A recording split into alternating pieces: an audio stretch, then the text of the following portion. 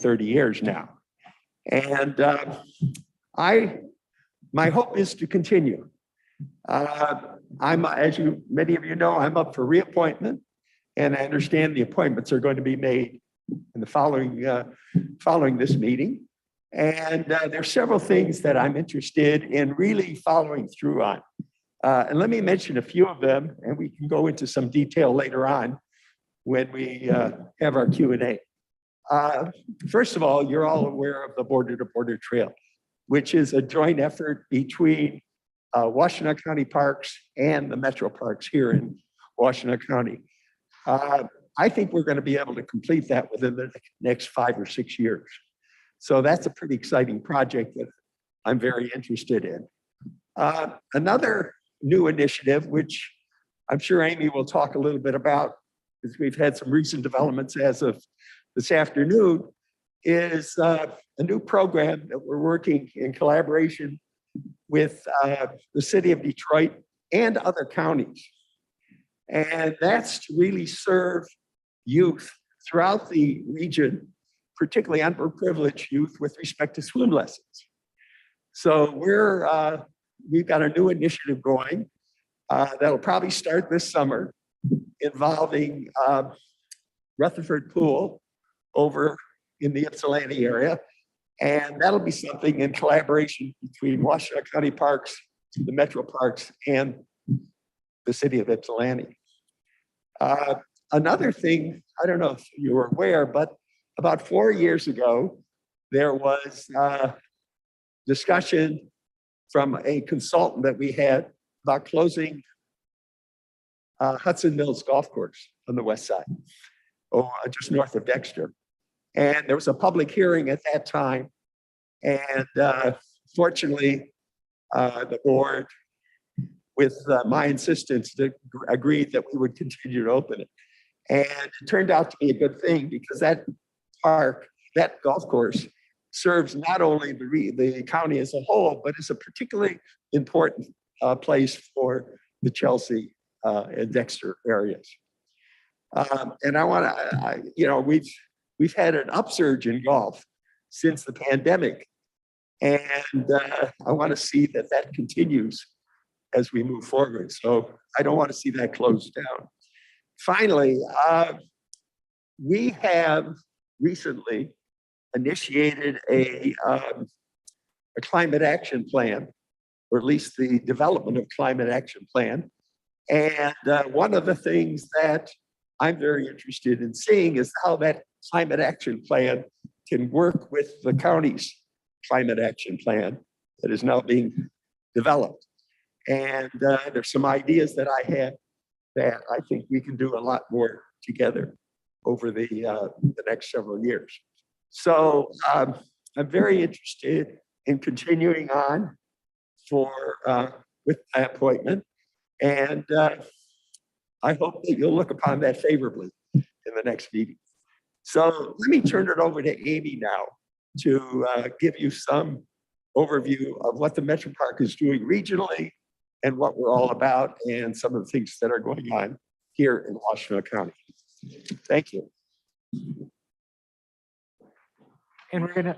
And Peter, if you would be so kind, we're going to give you just a quick reminder of what the Metro Parks are all about. If you've been inside all winter and longing to get out, we thought we would begin with a quick 1-minute video for you. Peter?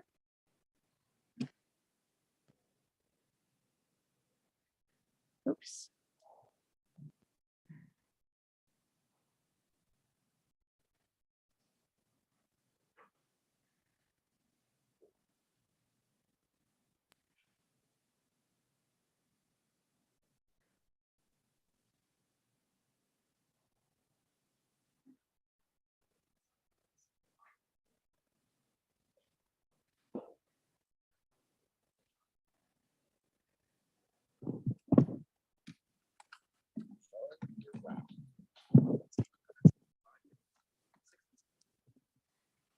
Unfortunately, it does not seem like the audio is coming through the Zoom call in the room.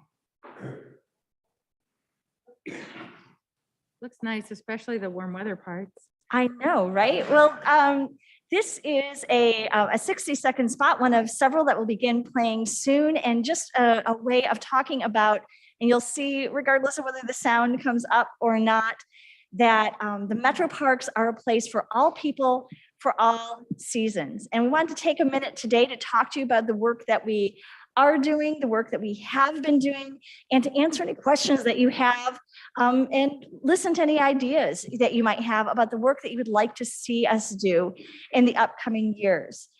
Peter, where's the forward button up here? Thank you. And Oh, we'll even adjourn better. the video. I appreciate it. Thank you. No.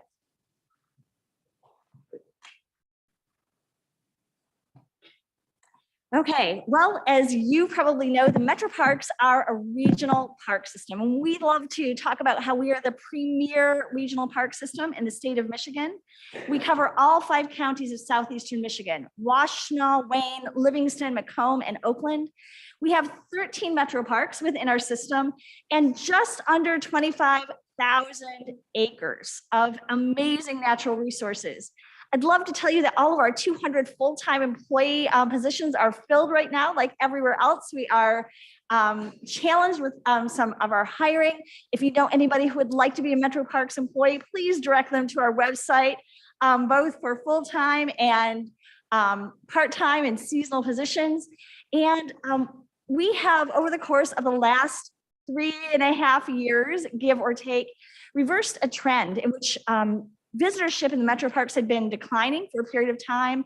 Our visitorship is well up about 35% since 2019, and we estimate we have around 7 million visitors every year. There we go. So I know every organization has its mission, its vision, and its values. So the Metro Parks have, and our board in particular, have really focused in on updating our mission, our vision, and our values over the course of the last couple of years. We have taken a really hard look at the work that we do, and particularly through the lens of diversity, equity, and inclusion. And our board has worked hard to make some very specific decisions over the course of the last year. So we want to make certain that everybody knows that our mission is to bring the benefits of parks and recreation to the people of Southeast Michigan. All of the people, all of their lives. One of the things that we hope to do is to be a unifying force. And I'll talk about our partnerships in a while, and an indispensable resource to Southeastern Michigan. We are one region, one Metro Parks, and we have endless experiences. And you can see up front that we are putting our values on page 1. Access, commitment, diversity, equity, leadership, and stewardship are among the values that we hold highest at the Metro Parks. There we go. So if you've ever been to the Metro Parks, you know we have all kinds of amazing opportunities of great things to do with your family all year long.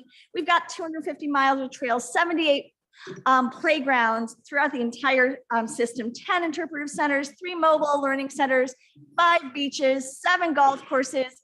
You name it, the Metro Parks have great outdoor experiences for all the people of Southeastern Michigan. I've been with the Metro Parks, well, I've been back to the Metro Parks since April 30th of 2018. And when I say I'm back at the Metro Parks, it's because that's where I started my professional career as an intern in 1988, shortly after Dr. Marins joined our board. I was at Metro Beach. I went from there to Superior Charter Township right here in Washtenaw County, the city of Ypsilanti for 9 years.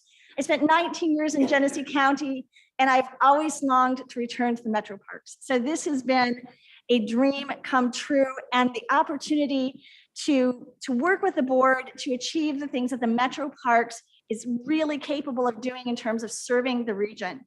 We have our focus on diversity, equity, and inclusion. We are working very hard to make data-driven decisions. I'll talk about that a little bit more. We have phenomenal youth and senior programs throughout the entire system and beyond. We go from the parks to schools, outdoor recreation, talk a little bit about our regional partnerships, and more.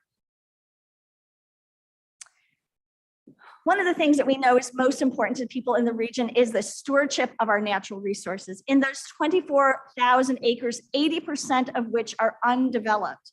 We have protected species, we have, you name it, you can see some of the most beautiful wildlife, whether it's flora or fauna, that is available in the metro parks. And we have staff that are specifically dedicated to this purpose. We spend a tremendous amount of time and energy monitoring invasive species and removing them. We have a great volunteer workforce that helps us with that. We are really focused in these last couple of years and moving forward on stormwater management projects and partnerships. The Water Resources Commissioner here, Evan Pratt, and I've met a couple of times. Our staff are working together to focus in on some information and educational programming, as well as pilot initiatives throughout the region, particularly focused in Washtenaw County. We've got a super cool project going on in Rouge Park right now, managing the meadow there. You may have seen that we spent a tremendous amount of time last year researching and updating our deer herd and ecosystem management plan. We think those two things go directly together and are very proud of the work that we have done in that area. And I could spend the rest of my time, but I've only got 16 minutes and 47 seconds, so I'm going to move right on. I talked about strong partnerships a minute ago. I remember a time from looking in from the outside in the metro parks. So the metro parks are a really inwardly focused organization. We have changed our focus to become strong partners throughout the region. We know that the more that we work together with partners, the public sector, the private sector, we can leverage our strengths and our resources to share the region better. There are many, many areas in which we share goals with local units of government, whether they are cities or counties and beyond, and we can create a much stronger regional impact by working together. Commissioner Marion gave a little sneak peek about a partnership that we are working on right now with, it started last year with the city of Detroit at Rouge Park. This year it has grown to include Wayne County at Chandler Park.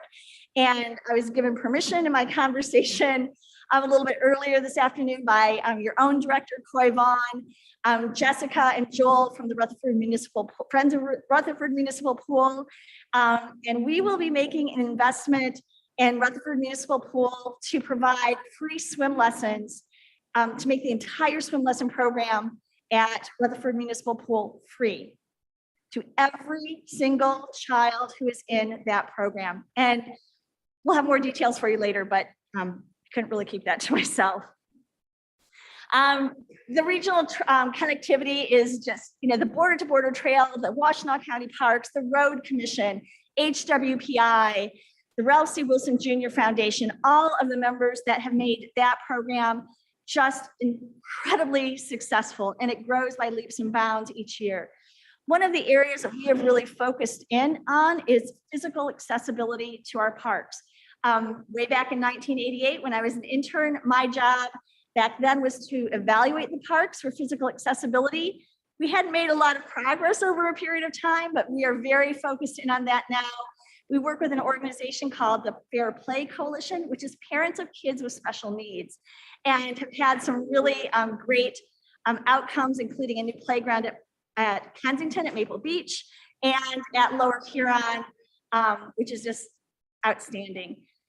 The Huron River Watershed Coalition has been a great partner of ours, where we removed the Washago Dam, and that will be that area will be restored this summer. We are working together as partners on a grant-funded feasibility study for the possible removal of the Flat Rock Dam. And of course, we work together on the Huron River Days program each year, which will be in person again this year. I talked a minute ago about improving regional swim safety. So when we started talking about this a few years ago, we thought we all had our own ideas why kids weren't learning how to swim, particularly throughout southeastern Michigan.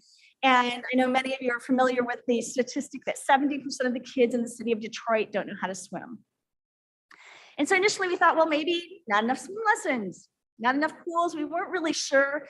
And so in keeping with our commitment to utilizing data to make good decisions, we hired a consultant And they surveyed all of the swim programs throughout the region to determine where programs exist, to determine what the costs of those programs are, to determine what the barriers to those programs are, so we could start working together with partners to develop a program that would meet the needs of all kids.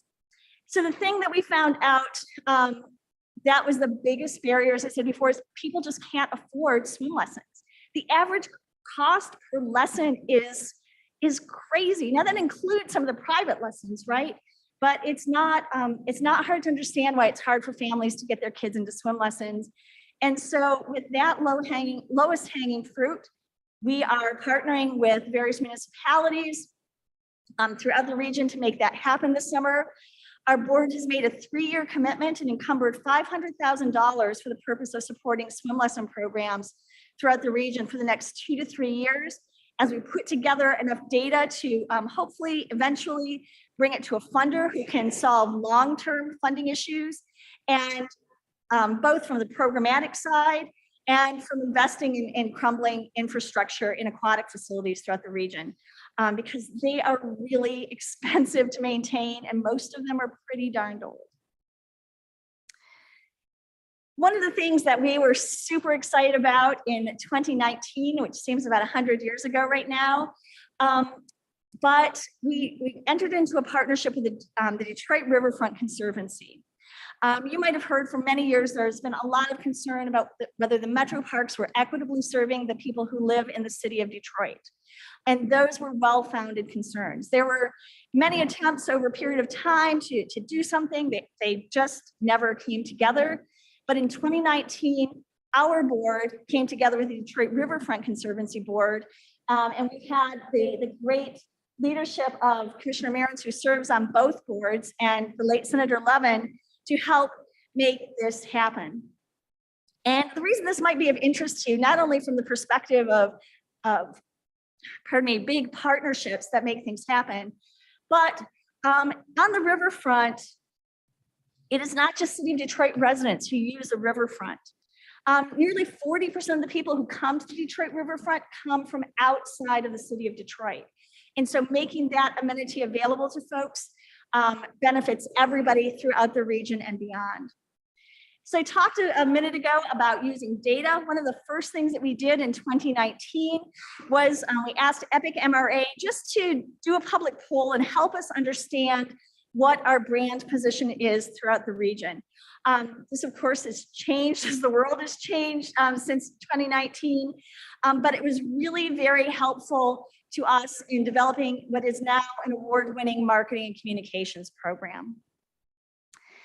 So I think everybody in this room, because I know a bunch of you serve on local parks and recreation boards, understands the intrinsic value of parks and recreation facilities and communities. One of the things that we like to do is also make the business case for parks and recreation, because we're always, like everybody else, resources are finite, and we want to be able to compete for those resources well. So back in 2019, we hired the Trust for Public Land, which are the acknowledged experts in doing this work, to develop a study for us on the economic benefits of the metro parks. And I wanted to share some of these with you. These again are this was completed at the end of the summer of 2020. So in a couple of years, when we do it again, these numbers are going to be a lot higher. But we are an economic driver for Southeast Michigan. We have more than $90 million, and this was pre-pandemic, before everybody was buying a bicycle, it seems, in direct spending in Southeastern Michigan. We generate a tremendous amount of recreation value. We help to improve the health and well-being of folks. Enhancing property values, stormwater management has been a critical focus for us. Reducing the air pollution. The quality of air is not so great in Southeastern Michigan. Attracting and retaining visitors through tourism and talent, and of course, propelling economic development. These are some of the statistics that you can see if you want to read our report online, but they are impressive by any standard. One of the things that we continue to work on is talk to employers about how their employees being active serves them from a dollars and cents perspective. So we all want to be healthier. We all want everyone to be well, But from a dollars and cents perspective, people who are outdoors on a regular basis, people who exercise and use trails and parks regularly, save between $1,250 and $2,500 a year in healthcare costs. And those healthcare savings come back to employers. $30.3 million in combined healthcare costs can be attributed to people being out on trails and exercising in parks. Oops. There you go. We talked a minute ago about the reduction of air pollution. Commissioner Marin's talked about our climate action plan, which is underway. But with that 80% of those 24,000 acres that are undeveloped, the benefits to air quality throughout the region are impressive. Tourism is one of the things that we do a great job at the Metro Parks. We are responsible, and this is a conservative number because the Trust for Public Land always uses the lowest number they can, so folks have confidence in the numbers.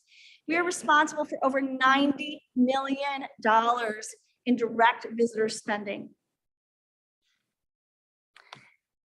You know that parks make areas an attractive place to work and do business. We support the recreation economy, and never, I think before ever, has that been more apparent than it has been during the last 2 years when folks were so anxious to be outdoors at every opportunity. This is just a brief overview of the results of our study that you can see, and again, are available online for you to look at in the report if you'd like to see it. It is at metroparks.com/economic benefits. So I wanted to just take a second to tell you a little bit about what our attendance has looked like over the course of the last several years. So even though we lost a little bit of ground last year, our overall attendance is up over 35% in comparison to pre-pandemic levels. That has increased our revenue from a tolling perspective.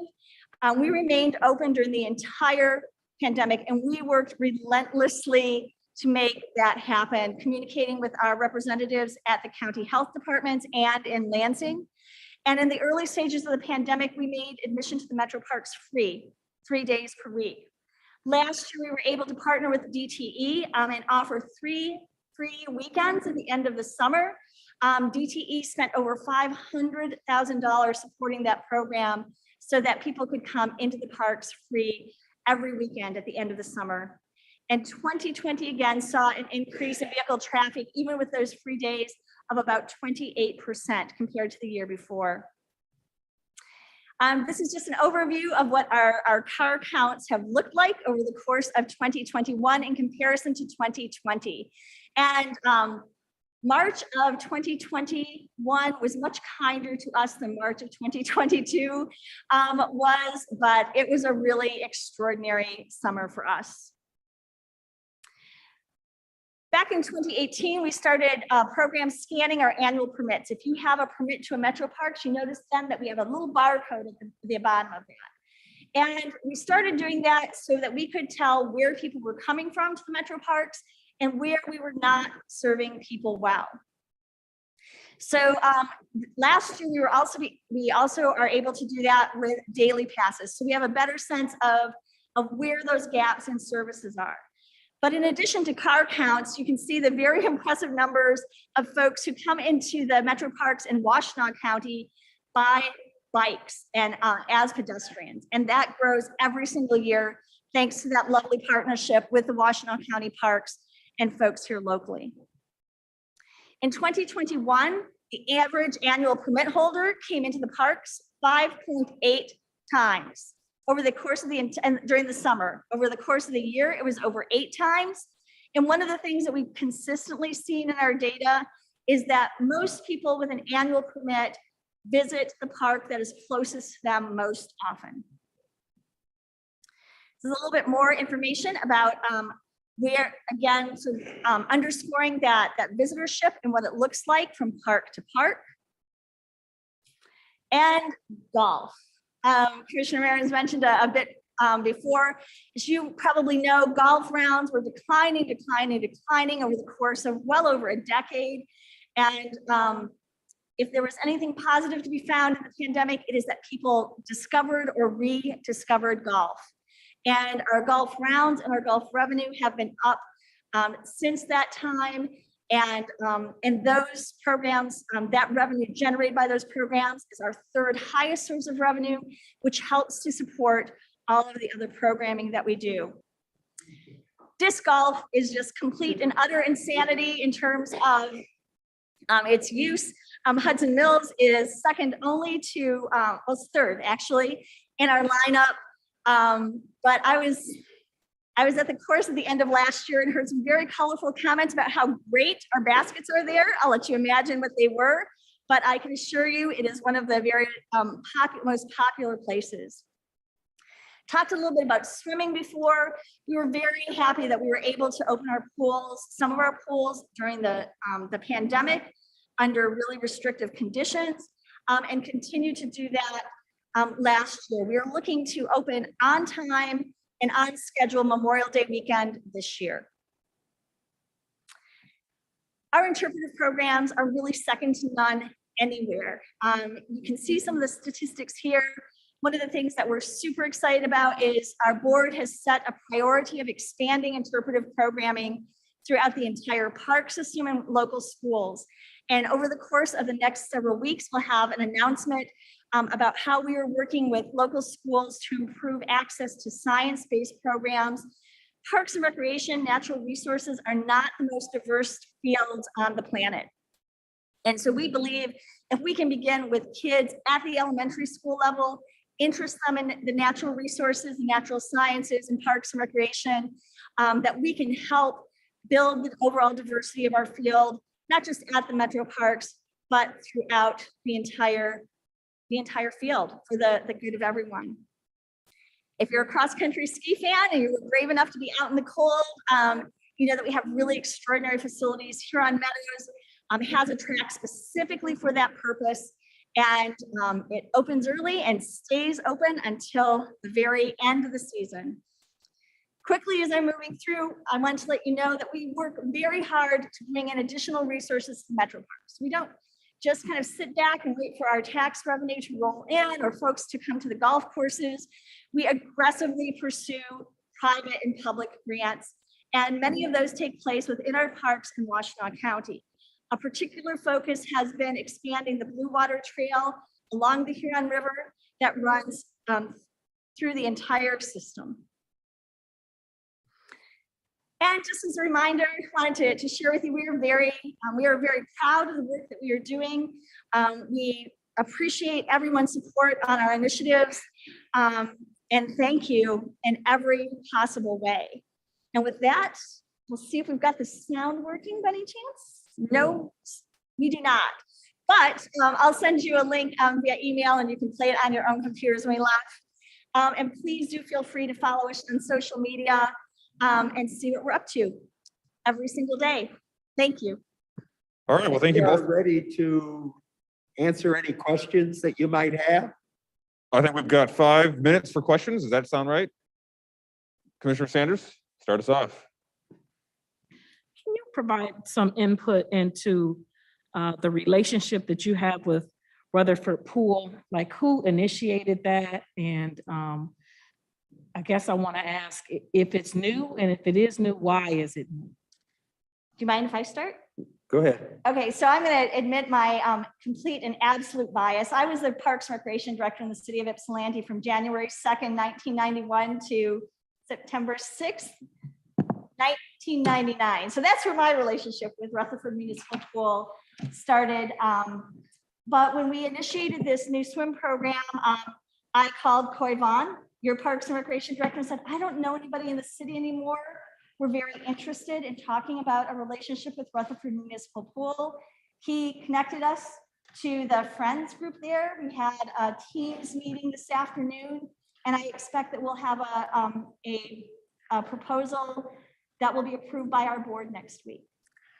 The Washtenaw County Parks and Recreation Commission has had a long time relationship with Ypsilanti and Rutherford Pool, and we've provided support for them over the years But now with the relationship between Washtenaw County Parks and the Metro Parks, we can expand upon the work that we've been doing at the county level and now get the regional park system involved as well. So it's pretty exciting.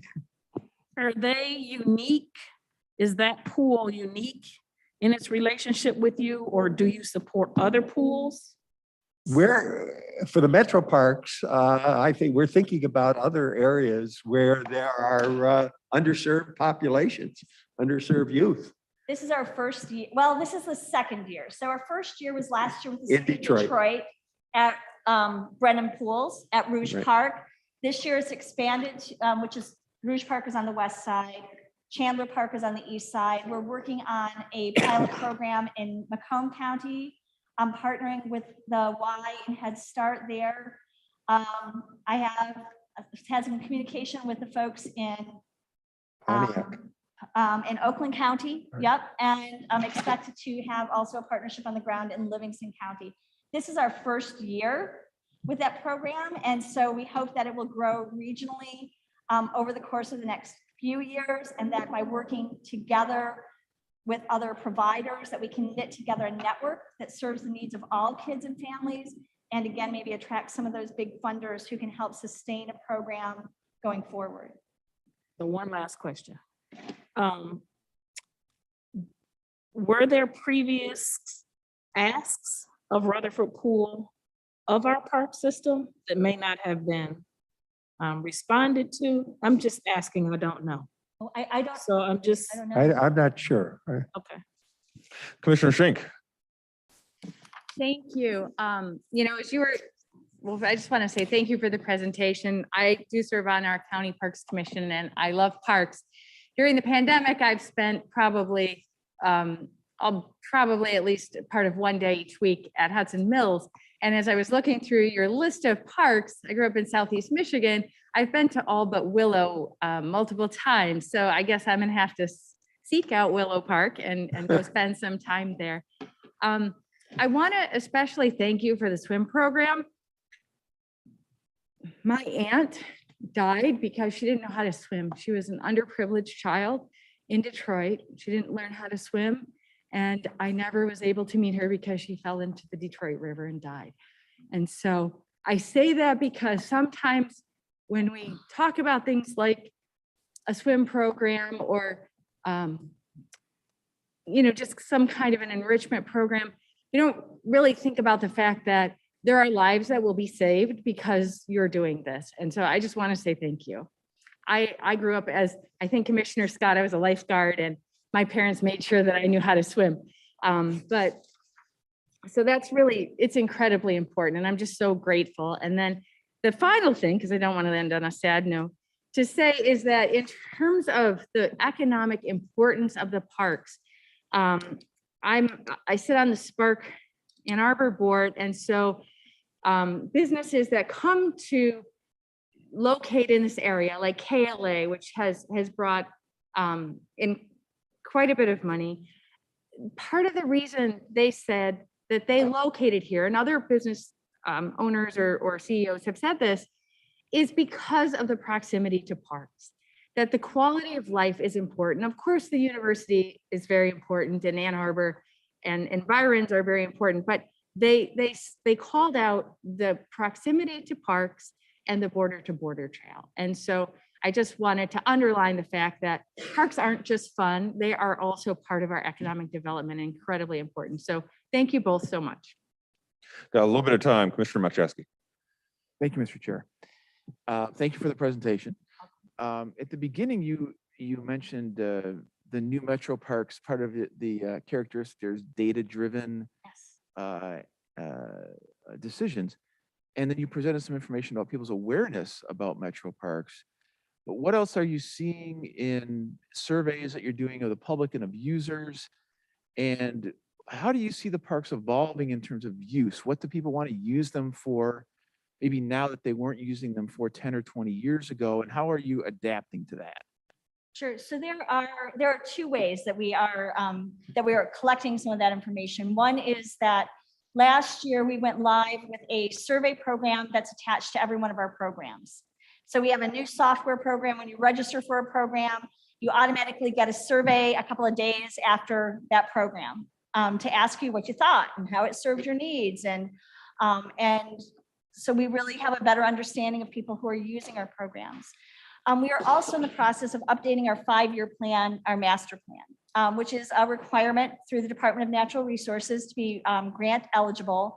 And part of that is doing a comprehensive survey of the region. So we're getting close to being done with that. And it asks questions about facilities and about programs. Now, in the last 20 years and beyond, one of the top 3 issues has always been trails. And I will be astounded if trails do not come up high on that list. Playgrounds typically come up high on that list. So you see us investing a lot in playground facilities as well, that overall connectivity. And then one of the things that's always super important to the people of Southeastern Michigan is the natural environment. And so that's why you see that focus on our natural resources department, on our stewardship, and on bringing those programs both into schools and kids out from schools into the parks. You're welcome.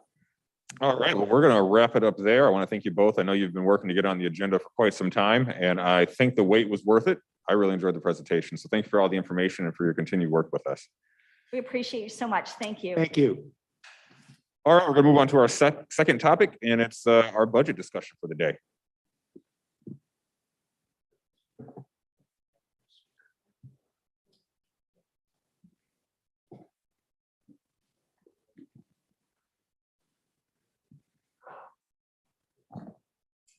Good evening, Commissioners. Thank you, Chair, for the opportunity. This is the second, or actually the third in our series of infographics related to the budget. I want to thank the team in administration and in finance for their work. I think our goal has always been to present this information in a clear and more digestible way for all of our county stakeholders. So tonight we'll talk about the non-general fund unit. This is a shorter presentation. We'll talk about things at a high or macro level this evening in preparation of what we will begin to do at our next meeting on the 20th, which is to talk more at a program or service area level. So you'll see probably a more detailed presentation beginning next week. But what you have before you this evening is our 2021 County General Fund budget. It says 2021 because, as you know, many of our general fund units start in the prior year and they move over into 2020. So when we talk about our budgeting, we always talk about the calendar year prior. What you have at the top of that top area is Medicaid. Largely, that's the Medicaid reimbursement for CMH. Those dollars move into our community from the state and federal level. So again, kind of our largest allocation there. And I'll just, for the sake of time, I won't go through all of it, but just talk a little bit about that next category, the property taxes and special assessments. That what's made up in that unit are parks, which is the largest component of that, veteran services, roads, and some mental health funding. I think moving down to the donut, again, you see Health and Human Services is the largest service area. Apologize, I'm attempting to do this without my glasses, even though they're there, because they'll fog up.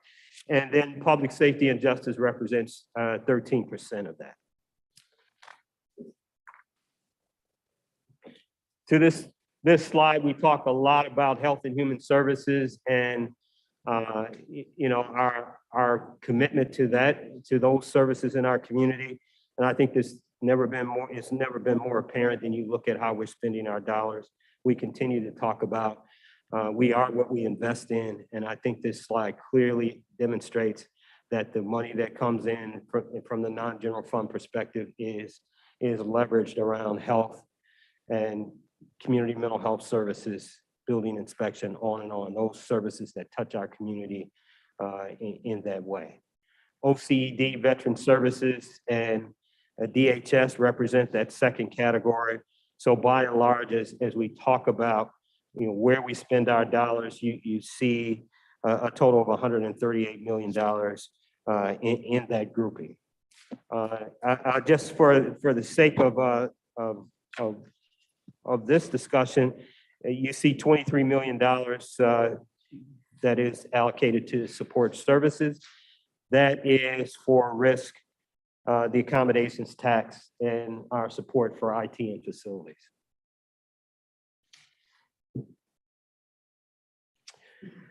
Continuing with non-GF expenditures, this is by service area. The one thing that I like to highlight on this slide is when you look at that first category, you see personnel services making up a very large component of the work that we do between personnel services and other services and charges. That's the lion's share of that help category. You'll start to hear more about that when we drill down into the department level.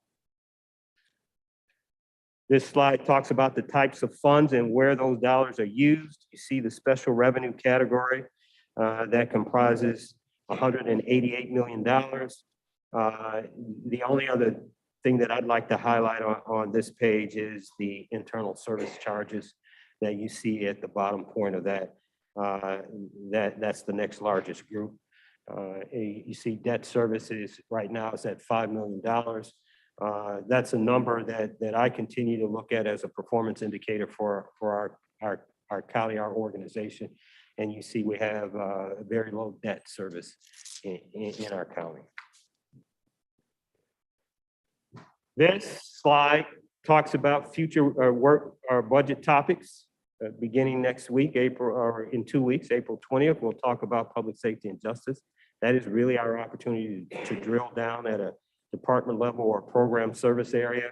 And I would expect that those conversations will be rich and robust. And I'm looking forward to the conversation, the dialogue around what we are spending our resources on and how we're performing in those areas. The only other thing that I'd like to call to your attention is the board budget priorities. That's slated for July 6th. There's a lot of work for us to do between now and then, and we're optimistic that the feedback that we receive from this body will help us build out that discussion. And then lastly, this is the calendar. You know, after our last meeting, there was a lot of discussion about adding opportunities for community engagement. You can see that this adds that to the calendar, and we'll continue to refine this document based upon any feedback that we receive from this body. So that's really it for the non-GF component of the budget this evening. I do have one other slide that I'd like to take just a few moments to share with you all. Andrew, if you don't mind. As you all know, we received a communication from the federal government about a week or so ago related to a next round of appropriations. The team here in administration and finance has begun the task of trying to respond to those requests for information by this Friday. So this is where we have begun that discussion. And for the sake of time, we thought we would introduce it to you all this evening and to our community, and would take feedback and response from the Board of Commissioners. Really, what we're after here is just to know that we're on the right track with, you know, ask for information in areas where we might be able to allocate some dollars from the federal government. This by no means is a final list. We clearly understand that this body will want to have some dialogue around whether this is the right set. I would just want to remind you all that this is due by the close of business this Friday. So that's what we have for you this evening. And I'm here, the team is here, Catherine's here. Tina Gavalier, our CFO, is joining us electronically. I don't know if you have any specific questions for me at this time, but I certainly will entertain those questions. Oh, you know there's gonna be questions. Yep. All right, let's see. Who wants to go first? Anybody on this side of the room, since they were hitting the parks? No, no questions? All right, go ahead. Thanks, Chair. Just a couple of questions, I think more for the general public. Could you, Greg, could you explain a little bit about the difference with general fund and non-general fund and why we talk about them separately? Sure. Kathleen, you Or- want to take that? So primarily, the general fund is our most flexible funding that we have in the county. Oftentimes others have, the special revenue funds have a certain millage requirements or certain grant requirements that control how we spend it. So given that flexibility and the discretion that we have over the general fund, we tend to focus on that because the non-general funds are often much more out of our control. Cool, thanks. That's helpful. And then a couple of rather simple questions, but why do we in this presentation, I think it's page, let's see, 2, why do we include the accommodations tax into and support services? As opposed to like a separate category of, tourism and economic, et cetera. I will say I don't have a good answer for that. It was when we set it up in the financial system, it's where it landed. We didn't create. Oh, Thank you. Sorry about that. Thanks, Andrew. We didn't have enough like in an economic development and tourism area. If that is a helpful area to create programming, that's a thing we can look at doing in the future. So it's easier to segment it out. Oh, that's a great, honest, great answer. And the only reason I ask this, because I just am always trying to think about like, how do we communicate to the public where, where their money is going, where our budgets are going overall? And accommodations tax sounds really boring in a thing like this, but it's actually, I think, a really important thing for the community, for our small businesses. I mean, I think a lot of us were on the CVB annual meeting today, and just they were highlighting how all these restaurants and hotels throughout the county do really great work. And so in my mind, I'm always thinking about how are we kind of highlighting that work and the connection to Washtenaw County. So I was just curious, certainly not a criticism by any means or anything like that. I was just curious how it fell there. And then the last one was in the service charges, the gray part of the columns on slide 3, a huge part of them are other services and charges. What, you kind of mentioned it a bit, Greg, but what does that mean? What goes into that? I see personnel or personal services. And then for like health, for example, most of it is other services and charges. So that will depend on the area. And I think that's one of the things we're gonna dive into more in the later presentations because it's not an overarching answer. Because that's everything from consultants and contracts to possibly like new programs, new software. It could be a number of things. So General support for yeah, programs. general support. Okay, cool. No, this is great. And I really like the newer presentation of things. I think it's a lot more user-friendly. I'm always thinking about how are we communicating things that certainly make sense to us, but also make sense if anyone is trying to follow or see where our county dollars go, they just see other services and charges, and that basically means nothing to them. But that's a reasonable answer, and I appreciate that. As we dive into these things deeper, it might be helpful to sort of be thinking about what are we contracting for, like what types of services. So if we're contracting for mental health services in schools or something like that, that's what we're trying to provide, and that's where the money is going rather than just like a contract. So I really appreciate you diving into these more, presenting them in a bit of a nicer way, in a more user-friendly way, and just want to encourage us to keep thinking about that as we keep moving forward, to be able to tell people where their money is going, how we're using it, and ultimately all of the really important and great things that we're doing as the county. So thank you very much. It's a great point, Commissioner. You will see much more detail in the coming weeks. As we get into the program areas and into the service areas, you'll see a lot more detail around that, and we'll get into some of the specifics that you just mentioned.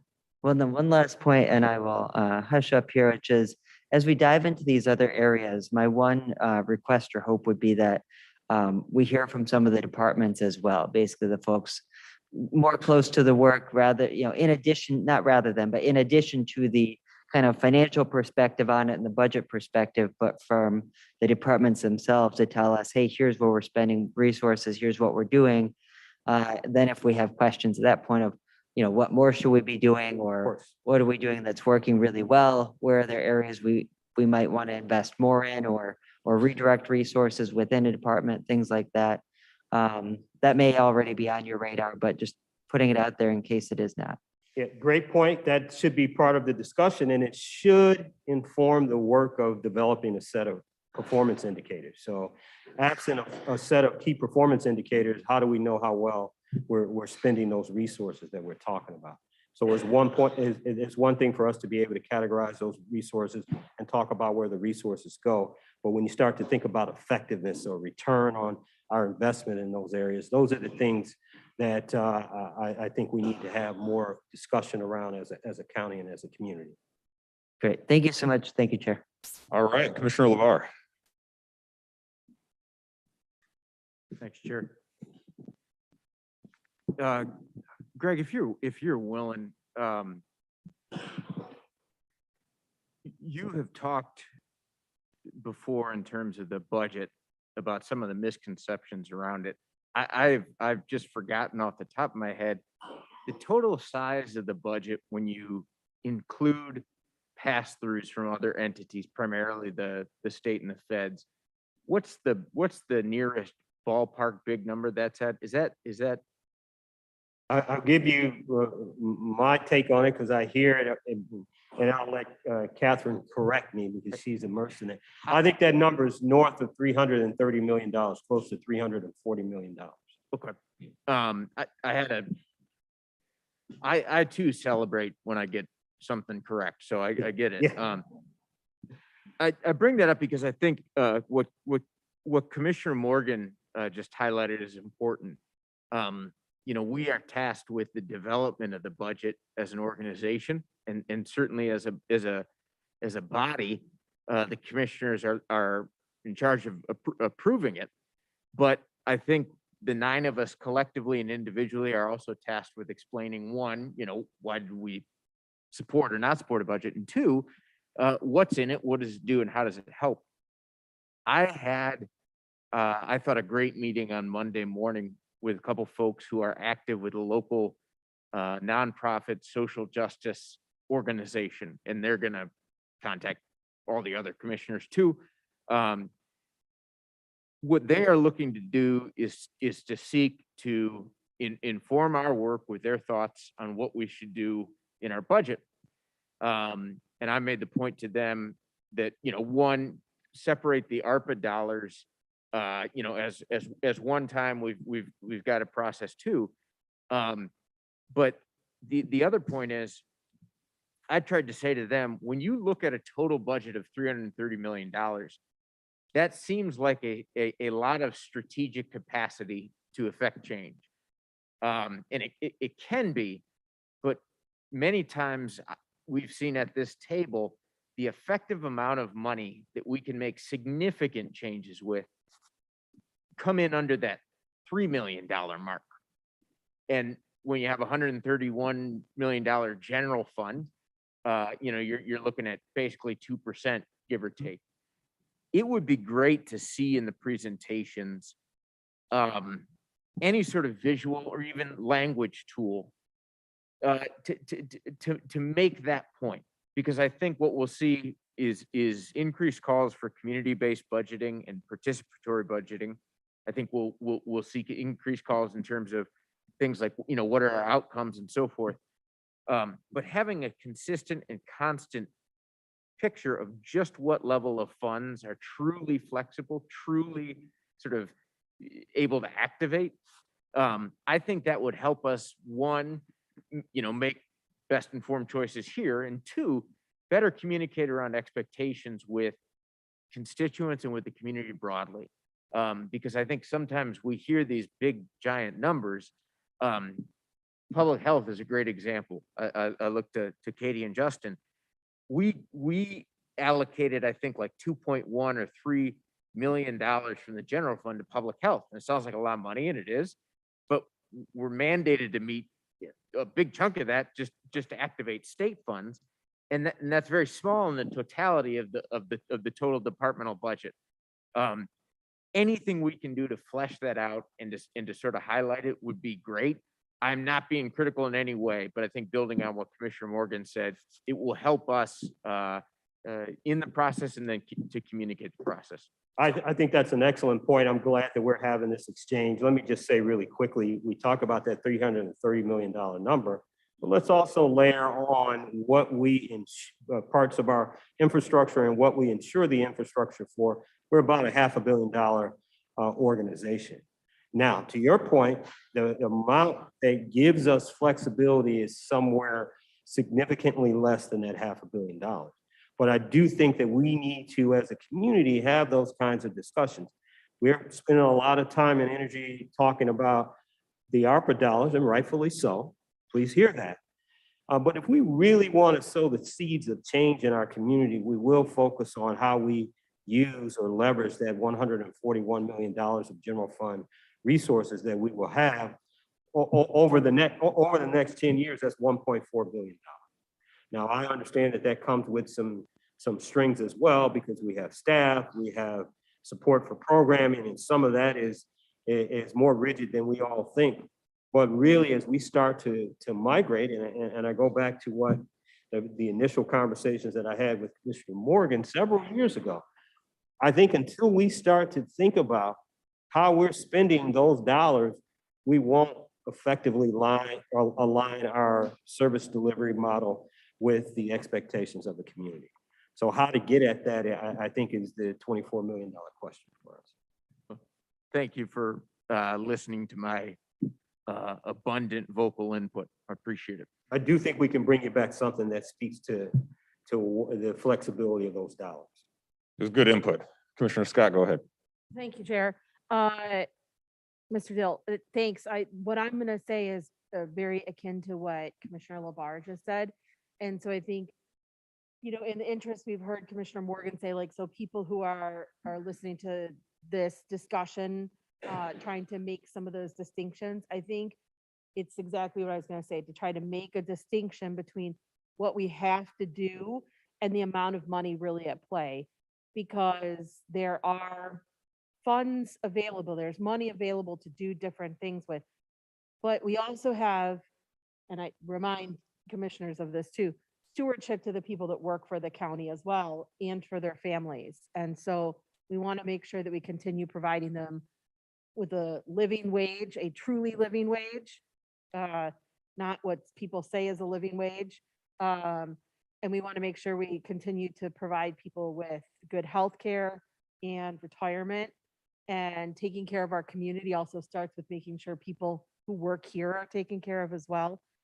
So making sure that people understand what our actual requirements are to like, you have a house, there's things you have to do to take care of your house. The county is a house. We don't have 141 million to spend on programs across the county without thinking about keeping the lights on in the county buildings themselves so we can continue that programming. That's an important point, I think, for people to know. Also, I'm also somewhat blind. I can't find my glasses, so I'm trying to read my notes. Like, it's really, that's not gonna help me. Thanks, Commissioner Lombardo. I just need old people glasses. And so the other thing I wanted, you guys know I'm in school. And it's interesting because I was listening to my lecture today and the instructor was talking about the health disparities. This is something we have to keep in mind here too. The health disparities that we see in our country, it reflected here in the county. To fix those things, she said it, it's true, it's gonna take a lot of money.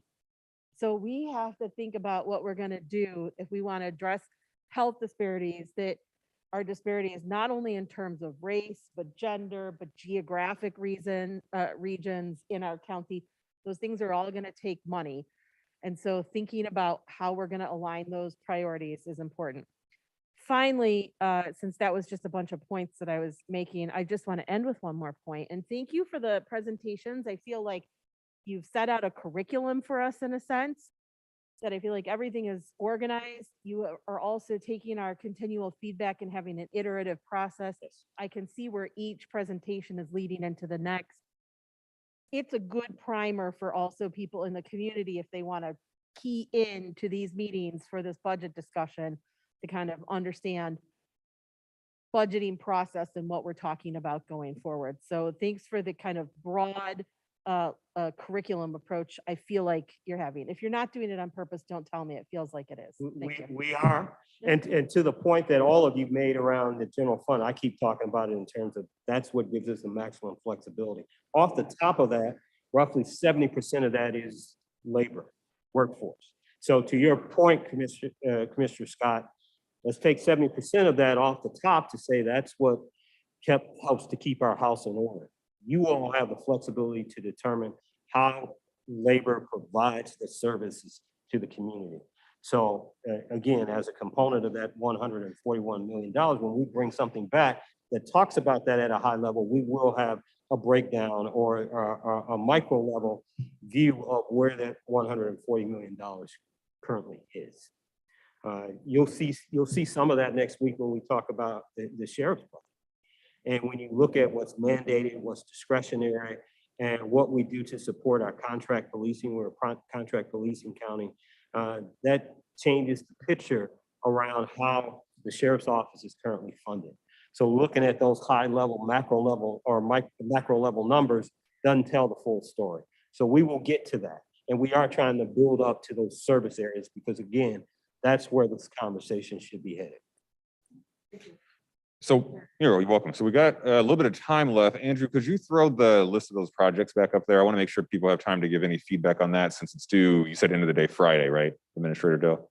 Yes. Yep. Okay. Yeah. And again, we were asked to, what if, if we were going to make application, how might we spend those dollars? This is our best guess at the time. We certainly want feedback from all of you. We're attempting to bring in some of the larger projects that we've been discussing over the last few months. So this list is by no means a final list. We certainly want guidance from you all. It's a good opportunity for us to get feedback. So I'd say I'm particularly excited about the Financial Empowerment Center. It's a conversation we've been having for a couple of years now, it seems like. And I know that would be transformative for many of the lower opportunity areas in the county. So I'm excited to see that it's on this list for some potential federal support. Commissioner LaBarge. Yeah. Thanks, Chair. One, it's really good that we were able to secure funding for the East Side Rec Center in the last round. At some point, maybe we can get an update there, but on this round, I think these are great projects. I'm hopeful we can combine some of the ARPA dollars on that second issue, the Economic Equity Small Business Initiative. But whatever we do, let me know in my work capacity. Usually the chamber provides letters of support when we go after state or federal funds in terms of why they're important from a business context. And I did run into Teresa Gelati today at an event and shared that with her as well. But just want to make that available. Thanks. Commissioner Morgan, the commissioners. Greg, are you asking us to sort of share which one we like more, or are these all things that we're looking at?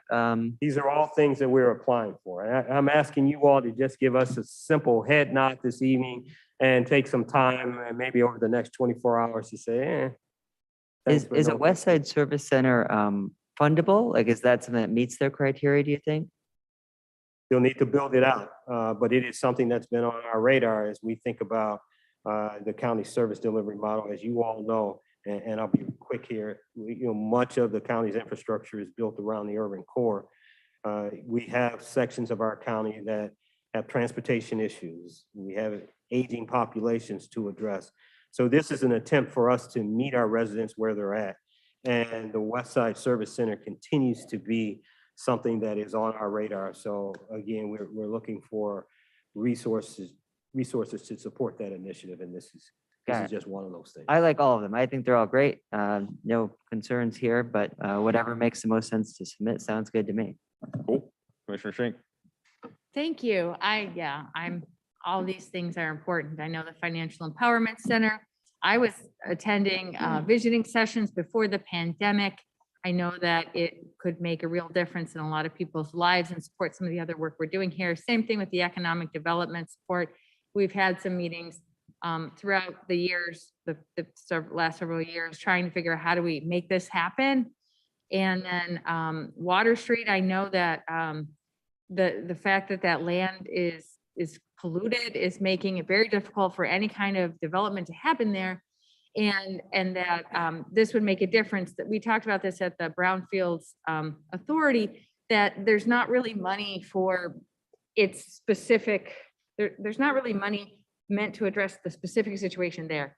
And so if we could bring in some other money to address that specific situation, then there could be development. And it's a great spot other than the fact that it's so polluted.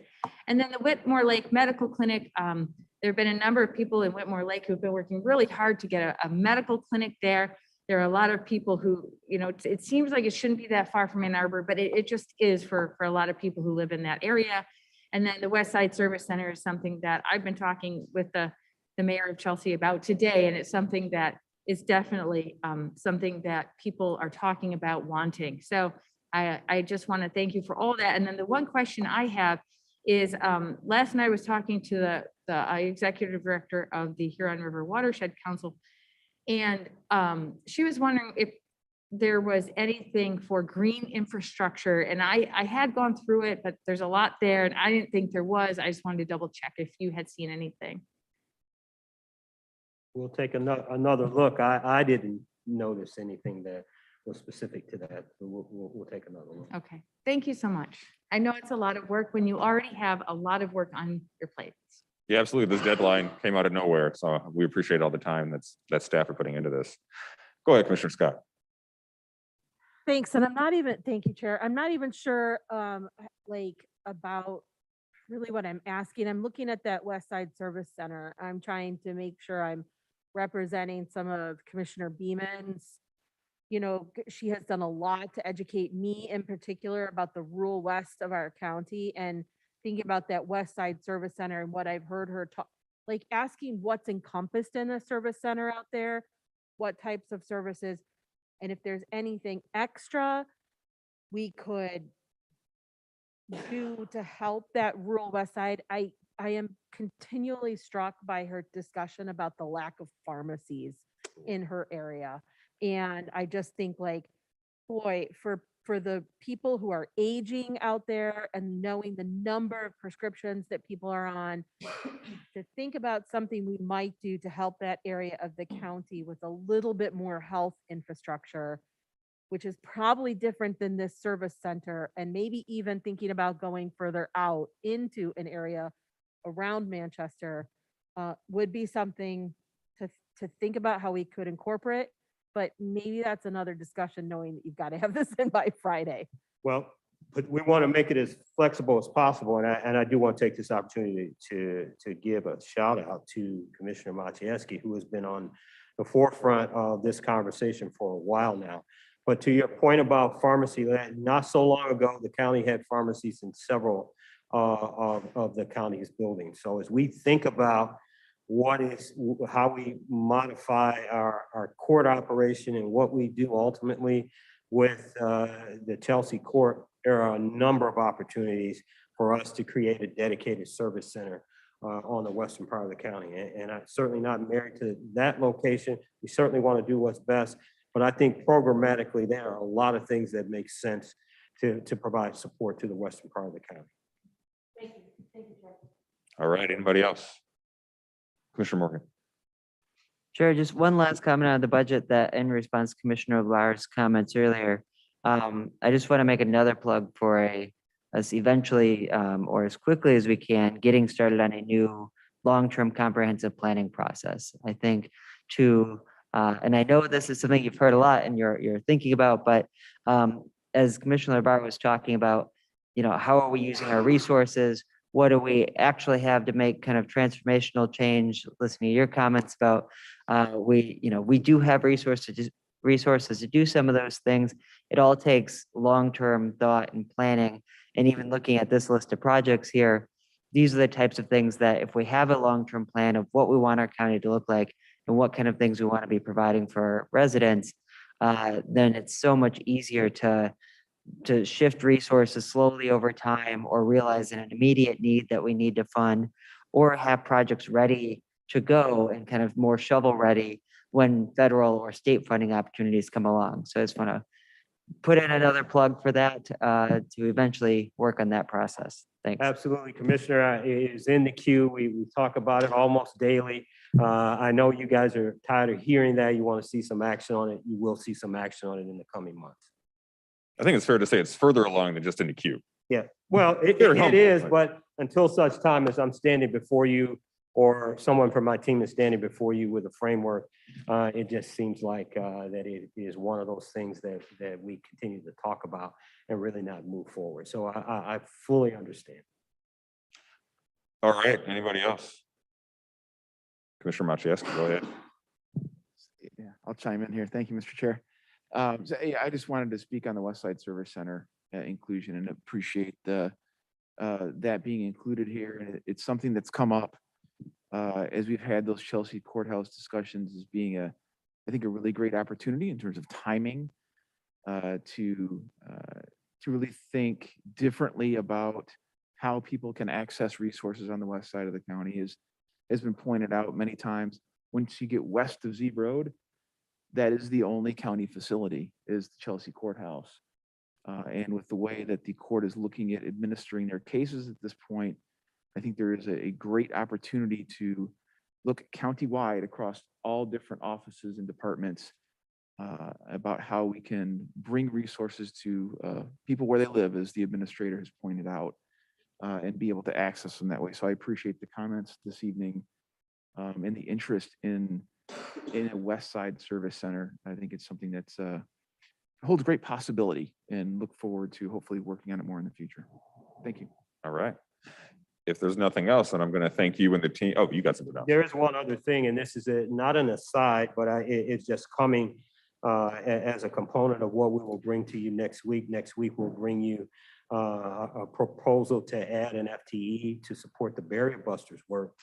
But additionally to that, I will be crafting a communication to you all to request some additional resources to support the programming. As you all know, we continue to move through the pandemic. There's a lot of need. This is an opportunity to continue to support a program that's providing great value to the community. And I think I shared with many of you that this was going to be coming. So I just want to let you know that in the coming weeks that'll be there as well. All right, a sneak peek for next time. Sounds good. Well, thank you, Administrator Dell. Thank you, team. Thank you. Moving on to liaison reports. Anybody have a liaison report they want to share? Not seeing any. That's okay. You know, if you think of one, we have. Oh, go ahead, Commissioner Morgan. Sure, I guess it's more your liaison report these days, but would you want to mention that the applications for the youth commission are open? Well, you already started. You know, I tried to go last since I'm chairing this meeting, but go ahead. Oh, I see. Okay, I'll defer to you then. Never mind. Anybody else have a liaison report? Okay, Commissioner Maciejewski, go ahead. I'll just quickly mention that the Commission on Aging has been meeting twice a month. Yeah. And they are actively finalizing their 2021 report, identifying a variety of needs and resource interests when it comes to the aging population in our county, and look forward to hopefully having them come forward and present their presentation soon. All right, they're a very active group. I was just talking to Peter a little bit earlier, and my appointee from my district. Okay, anybody else? Commissioner Schenk. Yes, actually, so I serve on the Brownfields Authority, and I was able to go to celebrate the reception of an award from the American Council of Civil Engineering Companies for specifically the developer of Beekman on Broadway, Morningside Companies.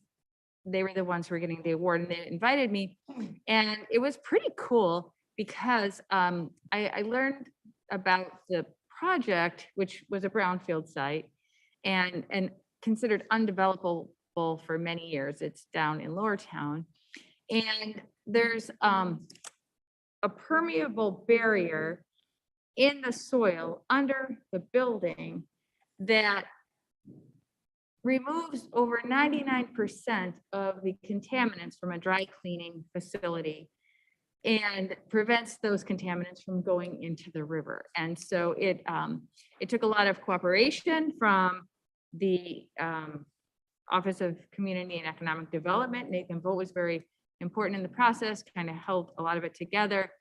Eagle, SME Engineering, Morningside Companies, the developer, and I think there may have been a few more in there, but anyway, it was just really cool to see how when everybody works together, we can do incredible things together. And when we don't work together, those incredible things don't happen. And that got me kind of excited when we're talking about the Water Street property and the possibilities if that contamination can get cleaned up for Ypsilanti, because it is in a very important site as well. And I think it's just cool to see these brownfield sites being developed. I think in the next couple of years, we're going to see a lot more going on brownfields. And it's just a great way to remediate pollution in the environment, provide housing for our residents, and economic development for our communities. Thanks. All right, anybody else? Okay, now I'll share about Youth Commission. You know, Commissioner Morgan, not ready to let it go yet, but that's okay. It's okay. It's very exciting. So they're doing a ton of incredible work. I know their meetings are not the most convenient time for commissioners to attend. They're on Sundays, but I would recommend you come and meet your youth commissioners when you can and join in on some of the work. The most recent meeting I went to, they spent almost all of their time in their action team. So they have a variety of action teams that are working on issues ranging from racial justice to gender-based violence. And they will be here to present on the work that they're doing really soon. Each of the action teams is going to be presenting a really big project that they've completed. And I expect that all of them are going to be very successful, might even get some media attention on the work that they've been doing. Many of them are graduating, and I think this is probably the biggest cohort of new people that are going to be coming in. So if you know, please advertise that we need people to apply. The deadline for that is April 19th. I think Peter's already shared it on the Board of Commissioners social media pages. And so there's a graphic that all of you could share as well, but we need a lot of people to apply so they can go through the application process, so the youth can go through the application process, and recommend some more people to be appointed. Otherwise, it's going to be a very small youth commission. Okay, that's what I got. And moving on now to items for current and future discussion. I would say, not seeing anybody has one, so I'll add one. I had the great opportunity to participate in the final round of interviews, again, for Deputy Corporation Counsel. Both of the interviews went really well, and at our next meeting, we will be able to present to you the pick. So stay tuned. Pending items, there are none. There's no pending items. Oh, motion, is there a second? Second. All in favor? We're adjourned, all right. What if no one said yes?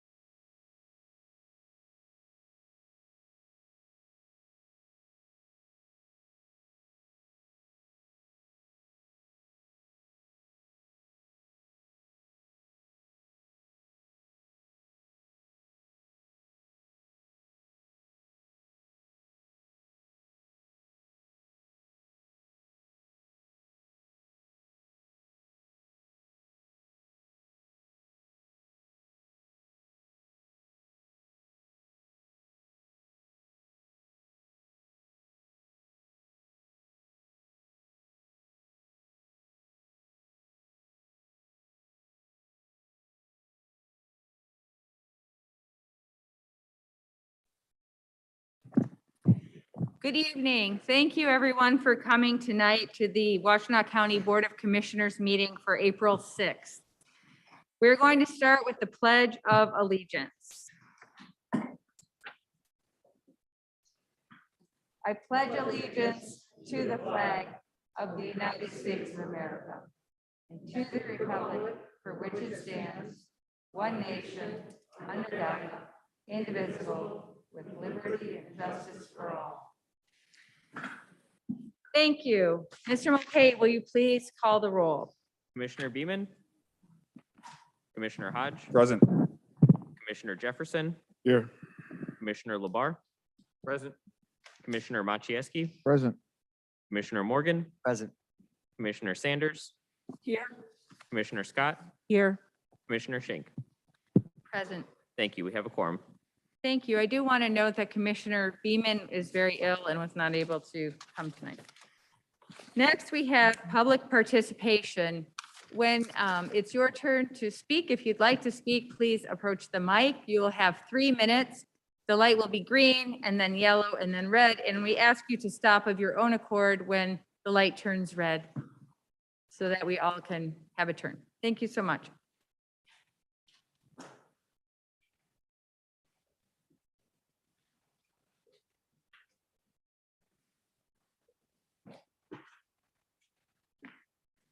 Alrighty.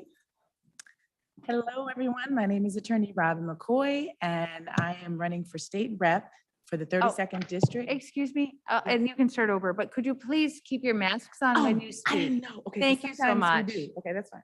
But you can start your 3 That's minutes fine. over again. All right, so good evening, everyone. My name is Attorney Robin McCoy, and I'm a candidate for state rep for the 32nd District. That includes the city of Ypsilanti, Ypsi Township, parts of Pittsfield Township, and parts of Superior. I was born in Ann Arbor, raised in Superior Township. I have a law firm. I'm a partner with the firm of McCoy & Associates. I've been practicing for 20 years.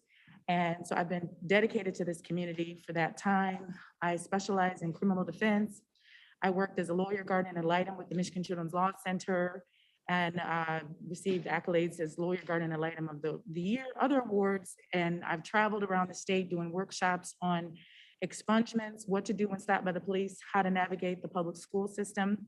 I'm the president of Black Women Lawyers in Michigan. I'm also the vice chair for the Michigan Democratic Women's Caucus. And so I've had a history. I was also a congressional page for Congressman William D. Ford when I was 16. I interned in the office of Senator Kara Mosley Braun, and I was mentored by Michelle Obama. So I teach a class at EMU, Law and the African American Experience. And so I've had a history of mentoring young people, aspiring lawyers, so high school students, college students. I have students now that are in law school. And I'm running for office because I want to help pay it forward and continue the work that I've done in the courtroom, but go to Lansing and do it on a mass scale. I've had a history of helping candidates to run for office, and so particularly women and progressive candidates. I was the past president for the Vanzetti Hamilton Bar Association, and so I'm doing this, as I said, because I want to help. I've thought about doing it for years, and people are like, "When are you going to run? When are you going to run?" So I just finally decided to get in the race and run. Anybody that would like to find out more about me can go to robinmccoy.com, and it's Robin with a Y. My website is robin@robinmccoy.com. So if there's any folks that want to help with phone banking, door knocking, they can let me know. And I want to thank you for giving me this opportunity to speak to you all. And thank you for all that you do. Thank you.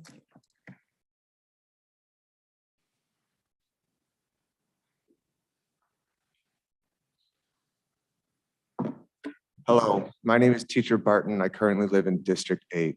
As a tax-paying property owner, native son of Washtenaw County, who received his Eagle Scout Award by working with the Huron River Watershed Council, I'm here today to ask the Washtenaw Board of Commissioners to act on an unresolved ongoing public concern. Over 10 months ago, I requested the release of the Washtenaw County Sheriff's Department's policies and procedures with reasonable exception for publicly accessible viewing. My FOIA request and appeal were both denied. All but the current policies posted on the county website were deemed classified. All 17 were deemed classified. Through communication with representatives of the county, it was confirmed the Washtenaw Sheriff himself has the final say on the release of Washtenaw County Sheriff's Department's policies and that I need to speak with him directly about why all but 17 policies were deemed classified and not publicly accessible viewing. The only communication I was able to establish with the sheriff was a short phone conversation where he directly stated he would not discuss this topic with me and I'm not allowed to call back, and he then disconnected the call. My multiple month-long repeated attempts to establish communication with my county through representatives on this council, the county commissioner, the corporate council of the county, various county employees, members of the sheriff departments, and multiple attempts to speak with the sheriff have not come to any fruition or resolution of this issue. The lack of communication from the various aspects of my county has now required me to address this issue in a public forum as the only viable means of ensured communication. Here's my concern. If the sheriff has the final say in denying the release of public documents, why is there no policy or requirement for the sheriff to explain or justify why all but 17 policies for the entire Washtenaw County Sheriff Departments are deemed classified? If transparency is important to Washtenaw County, then this current situation needs to be addressed, changed, and corrected with the release of the Washtenaw County Sheriff's Department's policies and procedures. Cable, the Civilian Oversight Committee for Law Enforcement for Washtenaw County, failed to bring up my concerns in their November 2021 meeting, did not transfer over my unaddressed concern to the next meeting, and no longer responds to my request for communication in any capacity. I'm now asking this representative body to take immediate action to have the policies and procedures of the Washtenaw County Sheriff's Department be posted on the county website with reasonable exceptions for publicly accessible viewing. Thank you for your time. Thank you.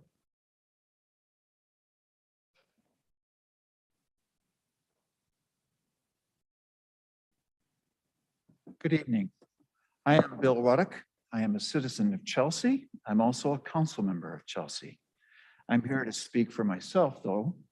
I'm here to encourage you to hold the first reading of the resolution approving a project to renovate and expand the 14A-4 District Courthouse in Saline.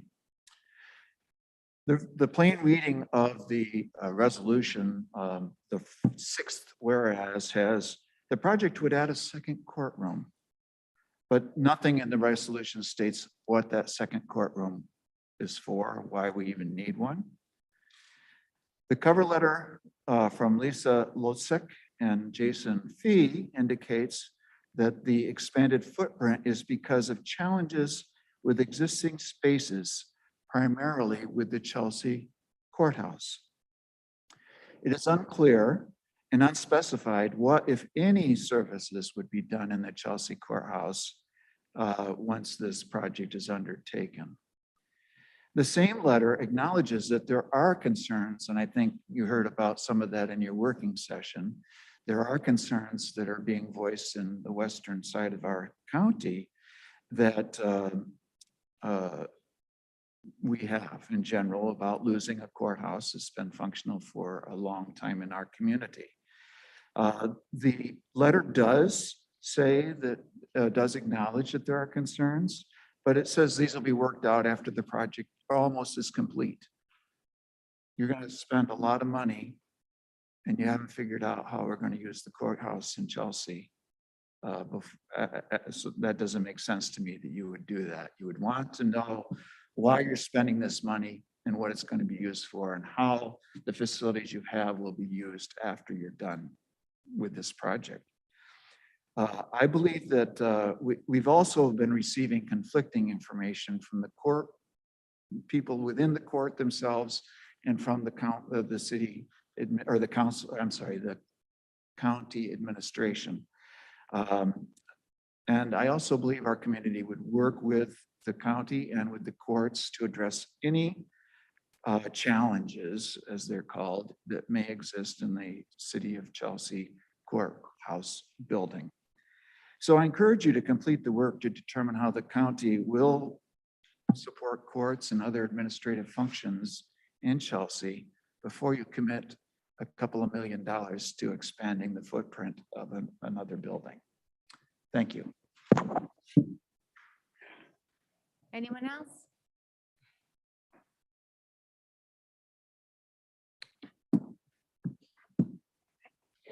Hi, Thank you, Washtenaw County Commissioners, for being here, and hopefully you can take 3 minutes to listen on behalf of the 78,173 according to the 2021 US Census, including everyone's undivided attention, of seniors and disabled that live inside of this county.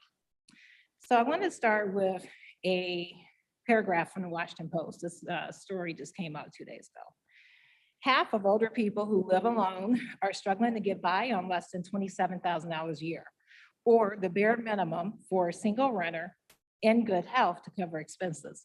This is according to the Elder Index, a cost of living measure created by the Genealogy Institute of the University of Massachusetts in Boston.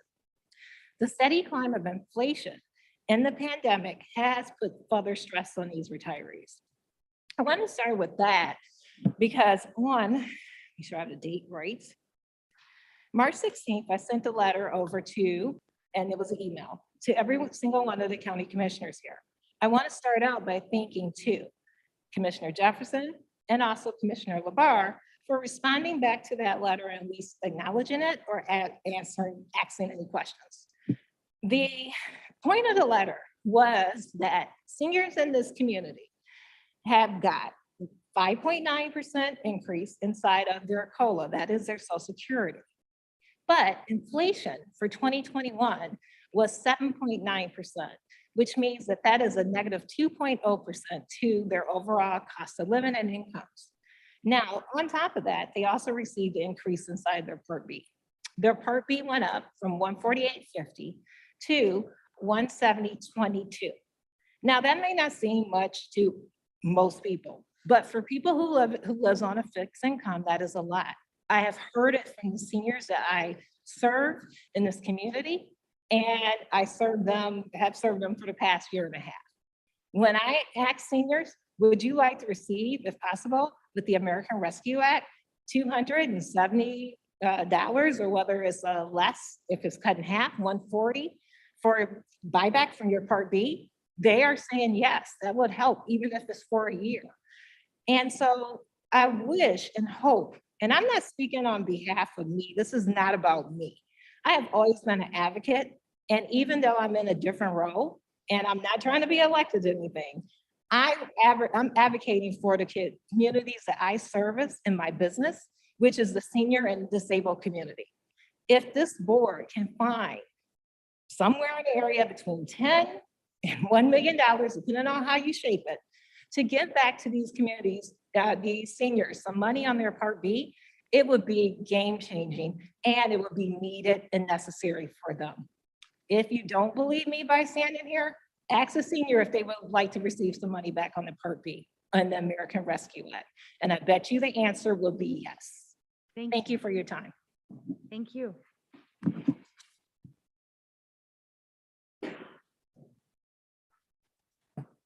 My name is Brenda Stumbo from Ypsilanti Township, and I want to go over a couple of things on the agenda. One thing that was presented in the work session was the capital projects. There was no dollar amount attached to that, and I don't know if there's detail that will come later that was on the slide that Greg Dill, presented. So, and I was wondering, is there also time to add to those projects? I don't know the answer, I'm just asking.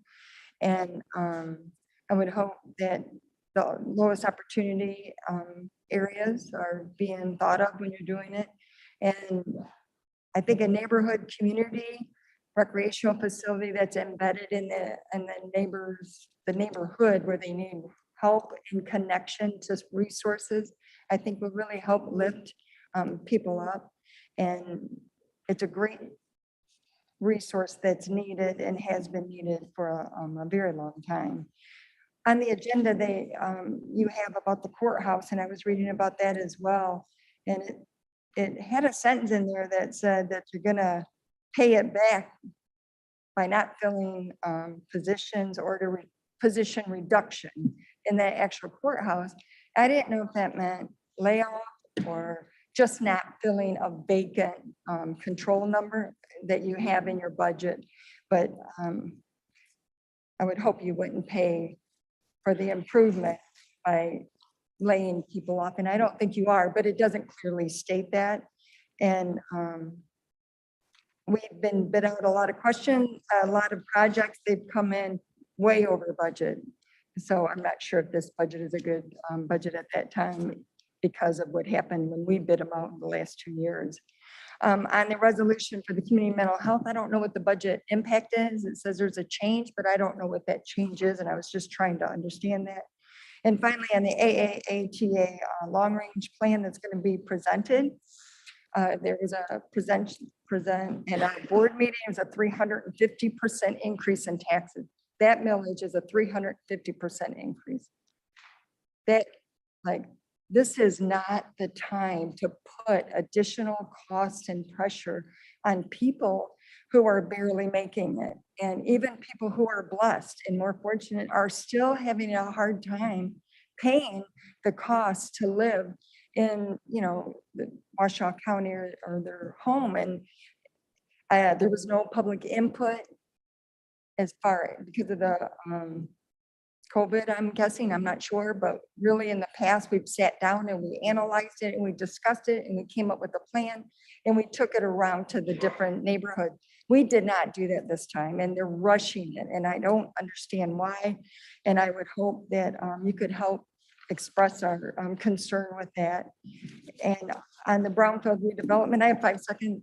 I just want to make sure I understand what's the financial impact on Washoe County, because I know Ann Arbor was recouping their dollars and I don't know if Washoe County is. That's a public hearing. Thank you.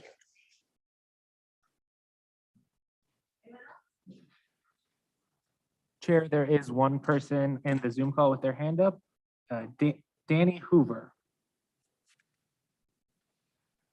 Welcome. Good evening. My name is Danny Hoover and I'm speaking, excuse me, as myself. I'm not representing Washtenaw County. Can you hear me okay? Yes. Oh, great. Thank you. I have been working as a supports coordinator with Washtenaw County Community Mental Health since 2013. And I'm also the AFSCME Local 2733 Vice President Steward, and I'm a delegate to the Huron Valley Area Labor Federation. And I am specifically commenting on the resolution in support of Starbucks workers. I see that it's a resolution expressing support for Starbucks workers who are working to form a union and urging Starbucks to agree to non-interference principles. So thank you, commissioners, so much for putting forth that resolution. Thank you. There is another hand in the Zoom room, Will Garcia. Welcome. Hello, my name is Will Garcia. I live in Adrian, Michigan, for the record. And I am also speaking in my personal capacity and not in any capacity that would represent Washtenaw County. I am a steward and chair-elect for AFSCME 2733 Unit A in the County Employees Union. And over the last several years, it has been incredibly clear to me in a personal capacity of the importance of having union representation and having a strong union contract. When COVID-19 first came up and the world was so uncertain, having a strong union contract is what put food on my table and put gas in my tank. And I see it all the time throughout our members, where a strong union contract in a world and in a country where there's so much gridlock to be able to have legislative changes that lead to economic prosperity for people. Strong unions are the best form of anti-poverty in the current political climate that we are in. So to see Washtenaw County come out in support for, or sorry, to have a resolution that would come out in support for these Starbucks workers at a pivotal moment in labor history. I frankly have not seen this level of labor organizing in America in my lifetime. This is a crucial moment. History is being written, and I hope that the commission decides to be on the right side as this history is being made. Thank you all so much for your consideration for this matter. As someone who has spoken with the workers and organized with the workers directly, this is incredibly important for them to have a prosperous future within Washtenaw County. So thank you all so much for the consideration. Thank you. Anyone else? Okay, thank you, everybody. We're going to be voting on this later, but because we have some special guests in the audience right now. Oh my God, I'm so sorry. Commissioner follow-up. Also, yeah, no, that's not feeling well tonight, but I will just not worry about that and we'll keep on going. So Commissioner Scott. Thank you, Commissioner. Thank you, Chair. There's so many things to respond to from citizen participation primarily. Thank you, everyone, for coming to talk to us, who talked to us.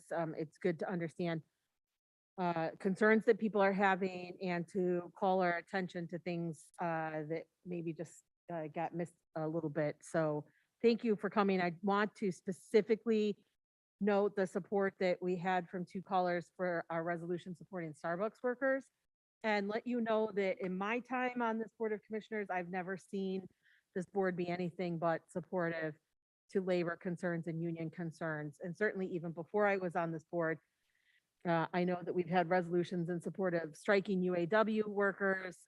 Before I was on the board, I think there was a resolution to support nurses and their contract work. We have talked at length about making sure workers here in our unions are supported too. So I'm pleased to see it on our agenda.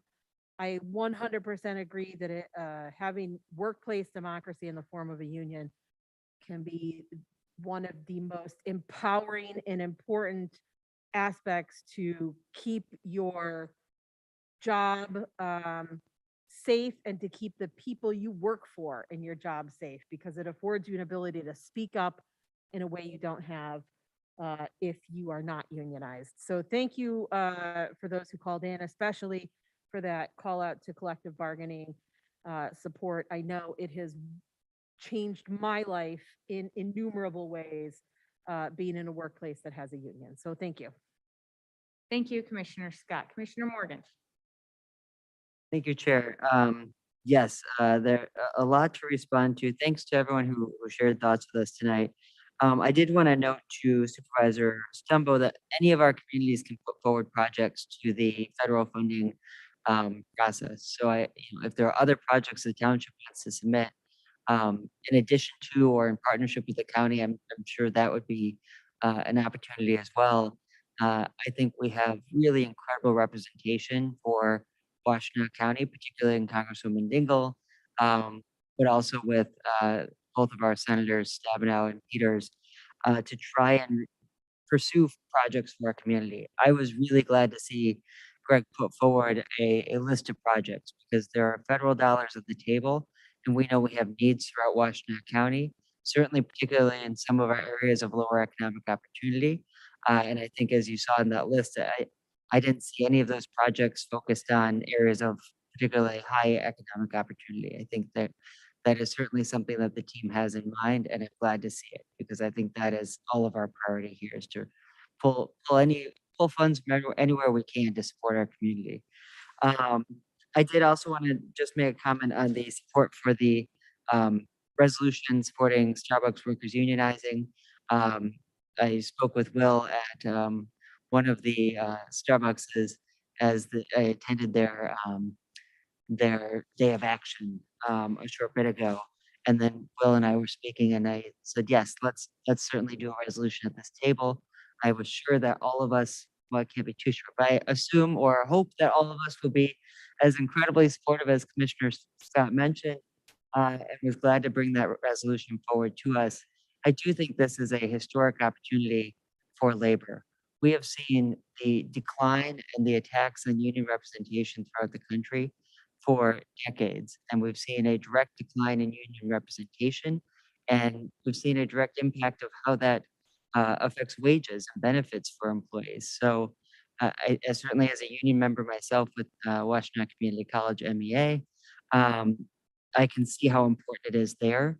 And I am really, really glad that we will take a stand tonight to stand with our Starbucks workers here locally and to support that. So glad to put that forward and to encourage support. Thank you, Chair.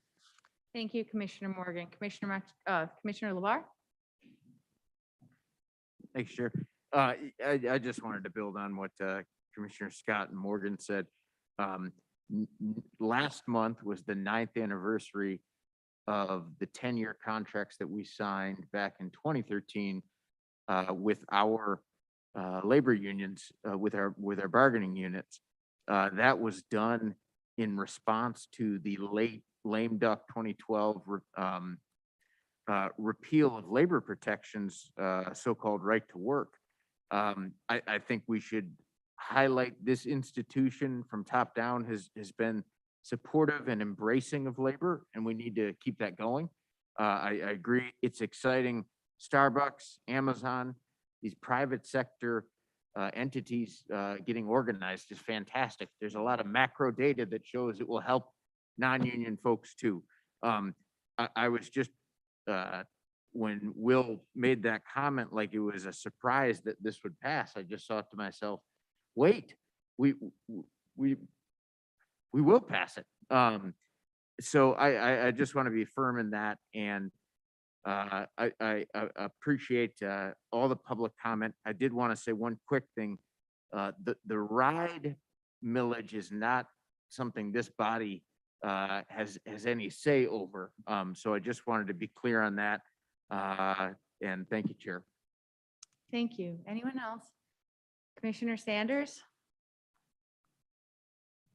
I would like to say, as a former UAW member, I was very pleased to see the resolution to support the Starbucks employees. I certainly would not have been able to raise my daughter or buy braces or anything else if I were not, had not been a dues paying UAW member. So I just want to put that out there. But I also wanted to address Supervisor Stumbo, and I guess I'm interested. When I seek funding for anything, I have a tendency to ask everyone that I think has some funding, or even if I don't think they have any funding, I'm asking.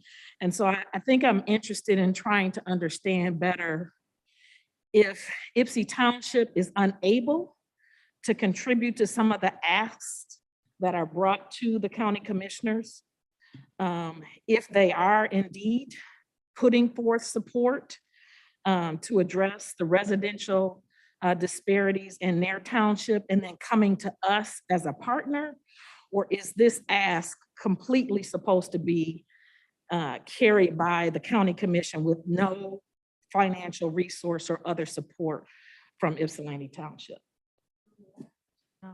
No, sorry. That's You a can- rhetorical yeah. question, and that conversation can continue later. Thank you. Commissioner Maciejewski. Thank you, Madam Chair. I will concur in the previous statements of my colleagues on the Starbucks item tonight, but wanted to personally thank Councilman Ruddick for coming down tonight and giving life to some of the issues around the Chelsea courthouse situation. So I appreciate you taking the time to come down and put those comments on record tonight from the city of Chelsea. Thank you. Any other commissioners? Administrator Dill? Thank you, Chair. Commissioners, I just wanted to respond to the one question related to how we would fund a new courtroom in Saline. That courtroom would be funded by non-structural resources that have been allocated for infrastructure purposes.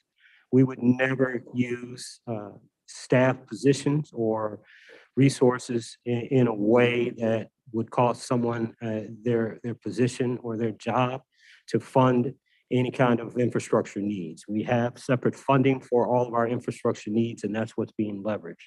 It's my understanding that that item is going to be pulled this evening so that we can bring back some additional information related to how we would repurpose the Chelsea court. So that piece will be pulled this evening, but I didn't want to leave this evening without saying that we would never use staff positions to fund infrastructure needs. Thank you, Administrator. Commissioner Jefferson? Yes, thank you. I acknowledged myself a few minutes ago, but thank you, Chair.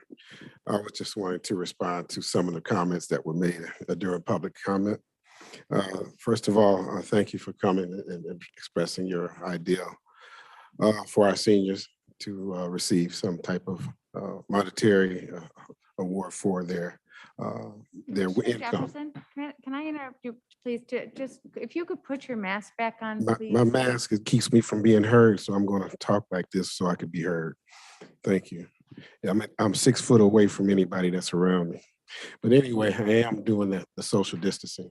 So I don't know what the rule is, but maybe we can figure that out because I know you did tell Attorney McCoy to take her mask and put it back on. We'll talk about that later. That hasn't been made clear. But anyway, we want to make sure that that gets talked about here as far as our seniors are going to be able to receive something. One of the things that has happened is the economy is in a place where their dollars are not being increased as prices are being increased all over. You know, food, gas, housing, even so much so that some of them are not available to be able to live in our county anymore. So it's just something that we need to do. And I haven't heard any of my commissioners speak about that yet, but that is something that would be interesting in me.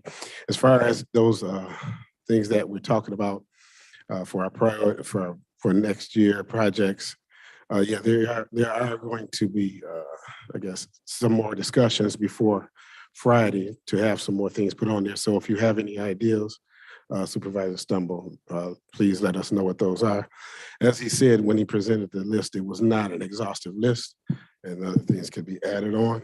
But the other thing is, thank you for coming, Attorney McCoy, and presenting yourself as a candidate to be a public servant if within the 32nd district.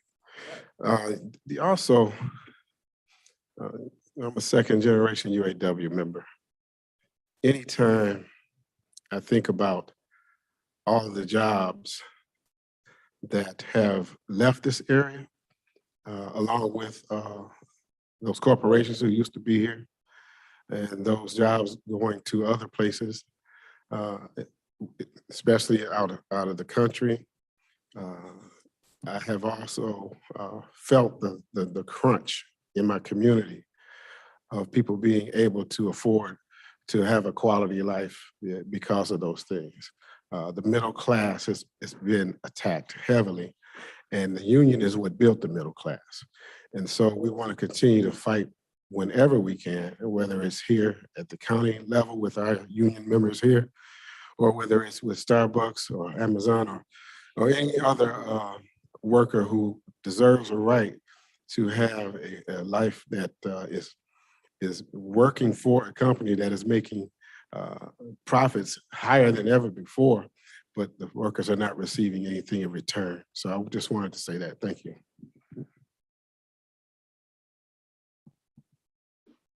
Commissioner Hodge? Thank you, Madam Chair. I echo the sentiment of the other commissioners around the support around the Starbucks resolution. I don't know if anybody came to the meeting thinking it wasn't going to pass, but it sounds like everybody's strongly in support of it. About the ride piece, I want to echo what Commissioner Labar mentioned about that's not a decision that we would make. Now, I did express, and many of us expressed concerns when we received the presentation from the ride on what the proposed long-range plan might look like and some of the changes that might need to be made. The ride is continuing to do in-person and virtual meetings to get feedback, and I would strongly recommend people participate in that to make their voices heard about potential concerns. Taking a quick look at their website, they had a 3-hour meeting yesterday in Ypsi Township. They had an hour-long meeting today. There's another one tomorrow. So I would say check out the website so you can voice any concerns that you have about the plan. Thank you. Thank you. Any other commissioners? Okay, I would like to say a couple things in regard to people who spoke. First, I want to say thank you to everybody who came and spoke tonight and everybody who spoke via Zoom. It's very important for us to hear what you have to say, and we want to hear what you have to say.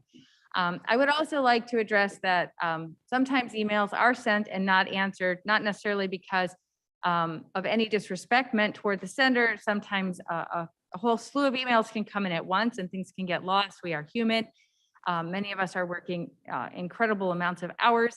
And then sometimes also just, we can read it and understand and we will address it in due course. I just want to make sure that that's understood. In terms of the courthouse, there will be more conversations around the situation. I intend to pull it in a few moments, that item.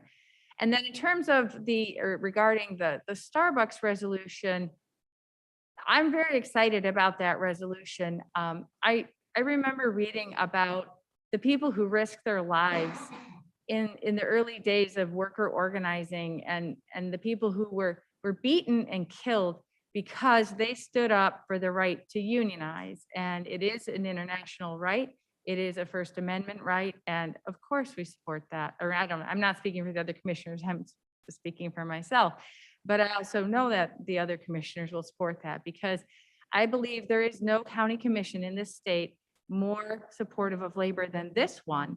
And sometimes when you're in a space where people are very close to agreement, it's sometimes easy to demonize or misunderstand subtle differences in thought patterns even sometimes. And I have only seen this board being very supportive of labor. And one of the examples that was given in the early days of COVID, there was a consensus among this board that we would not lay off workers, even though we could have, to save money. We said, no, these people are our people, and we will make sure that we go through COVID together. And I think that is very emblematic of this board's attitude toward the people who work for this organization. So I will be proud to be participating in this tonight. And then on the last thing, it is a rule that we must wear our masks. And if anybody removes their mask for any reason, it is disorderly conduct, and I will call that person to order. Because I wear my mask to protect you, you wear your mask to protect me, and this is a mutual venture here tonight, and we are all going to be protecting each other. Thank you. That's all I have. And now we are going to go a little bit out of order. We will be voting on this later, but because the National Public Safety telecommunicators are here, or I'm sorry, the Public Safety telecommunicators are here to celebrate National Public Safety Telecommunicator Week in Washtenaw County. I just want to thank you for coming. And if you feel comfortable, telecommunicators, if you could please stand up so that we can recognize your service. In this community and in all communities, the prompt response of law enforcement officers, firefighters, paramedics, and other public safety and human services professionals is critical to the protection of life, preservation of property, and quality of life in Washtenaw County. And we rely on your work. We rely on your effective communication. We are very happy to honor you this week with a resolution proclaiming the week of April 10th, 2022 through April 16th, 2022 as National Public Safety Telecommunicator Week in Washtenaw County. And I want to thank you very deeply from the bottom of my heart.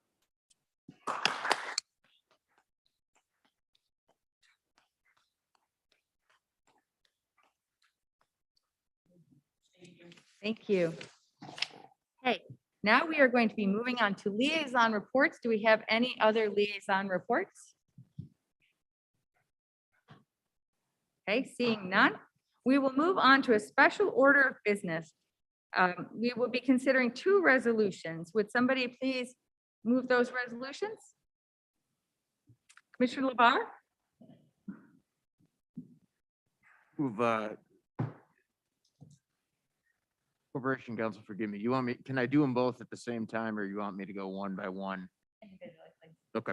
I move start under special order of business with resolution A, which is to receive comment on a proposed brownfield plan for 3875 Research Park Drive in Ann Arbor. Support. Okay, any comment on that resolution?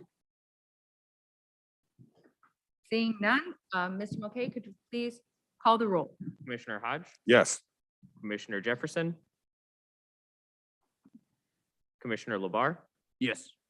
Commissioner Machieski, Yes. Commissioner Morgan, Yes. Commissioner Sanders, Yes. Commissioner Scott, Yes. Commissioner Schenk, Yes. and Commissioner Jefferson.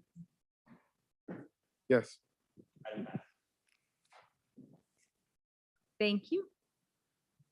Mr. LeBar, would you please Sure.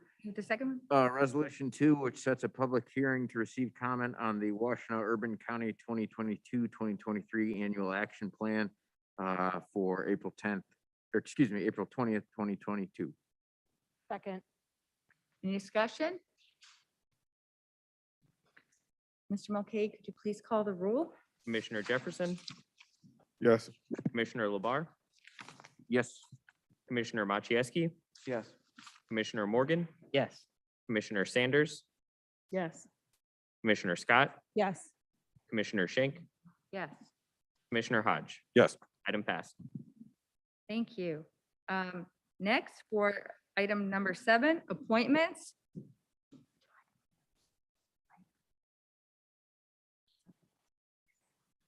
Would somebody please move those resolutions? Any discussion? I would just like to read the names of the people who will be appointed. Dan Boschke to the Brownfield Redevelopment Authority and Colleen O'Toole.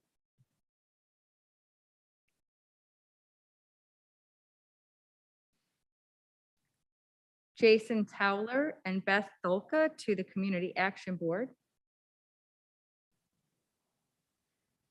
Bob Marins to the Huron Clinton Metropolitan Authority. And then this one is a long one. Sue Schenk, Jason Morgan, Virginia He, Pete Rioma, Kelly Fox, Dave McGregor, Tim Redmond, Lisa Wozniak, Chris Olson, Teresa Tupaz, Michelle Dietrich, and Ann Brown to the Washtenaw County Environmental Council. Mr. Mulcahy, would you please call the roll? Commissioner Labar, Yes. Commissioner Machieski, Yes. Commissioner Morgan, Yes. Commissioner Sanders, Yes. Commissioner Scott, Yes. Commissioner Schenk, Yes. Commissioner Hodge, Yes. Commissioner Jefferson. Yes. Appointments passed. Thank you. Next, I'm looking for someone to move the consent agenda. Does anybody want to pull anything out for special consideration? Any conversation around that? Okay, for the consent agenda, we do a voice vote. All those in favor, please say aye. Aye. Any against, please say nay. Motion carries.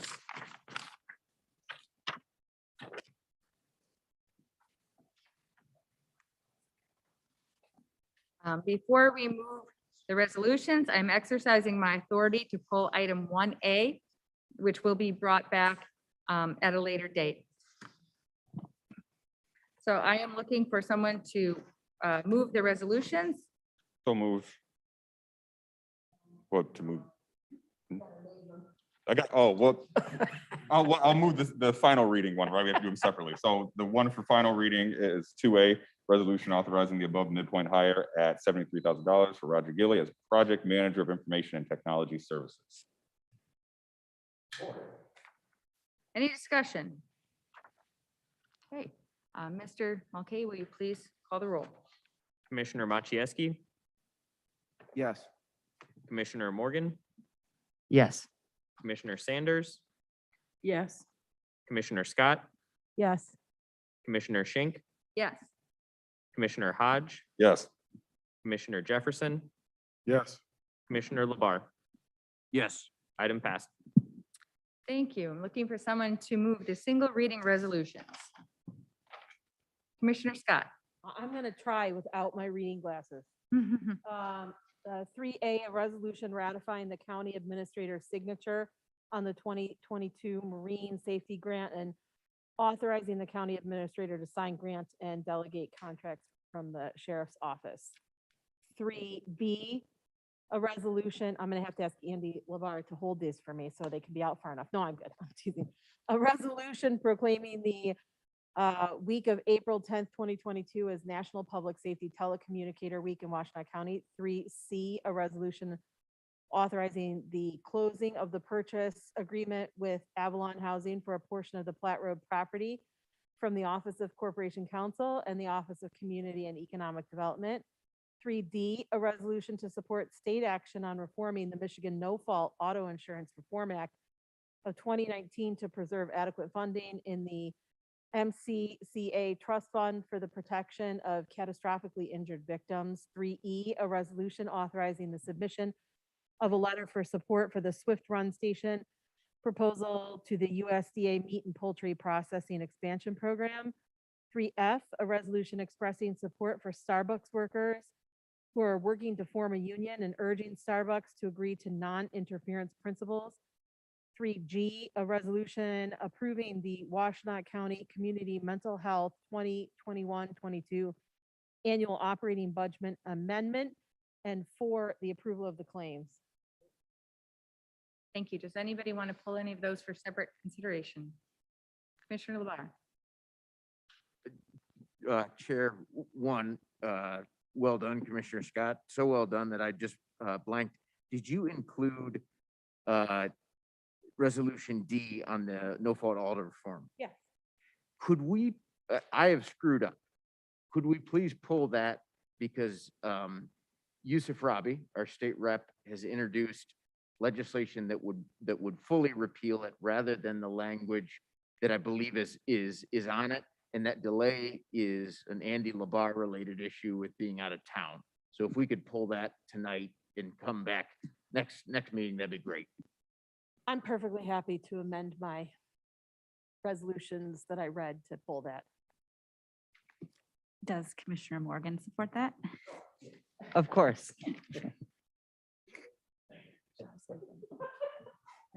Right. Then we are not considering this resolution D to support state action on reforming Michigan no fault auto insurance. I am also having a glasses moment. Time to get readers. So, okay.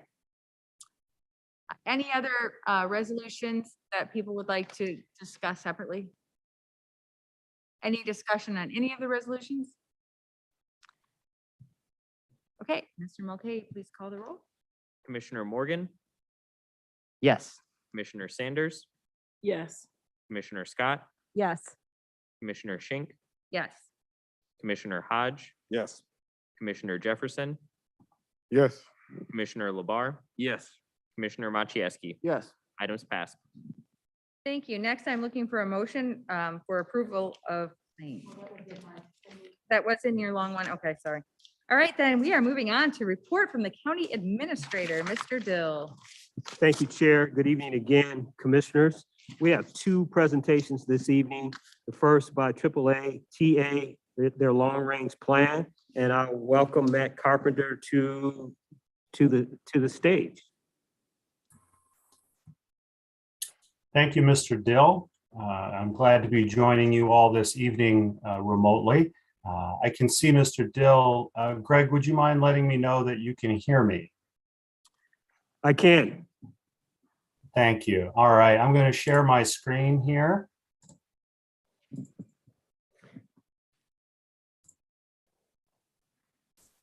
I hope you all can see a PowerPoint presentation.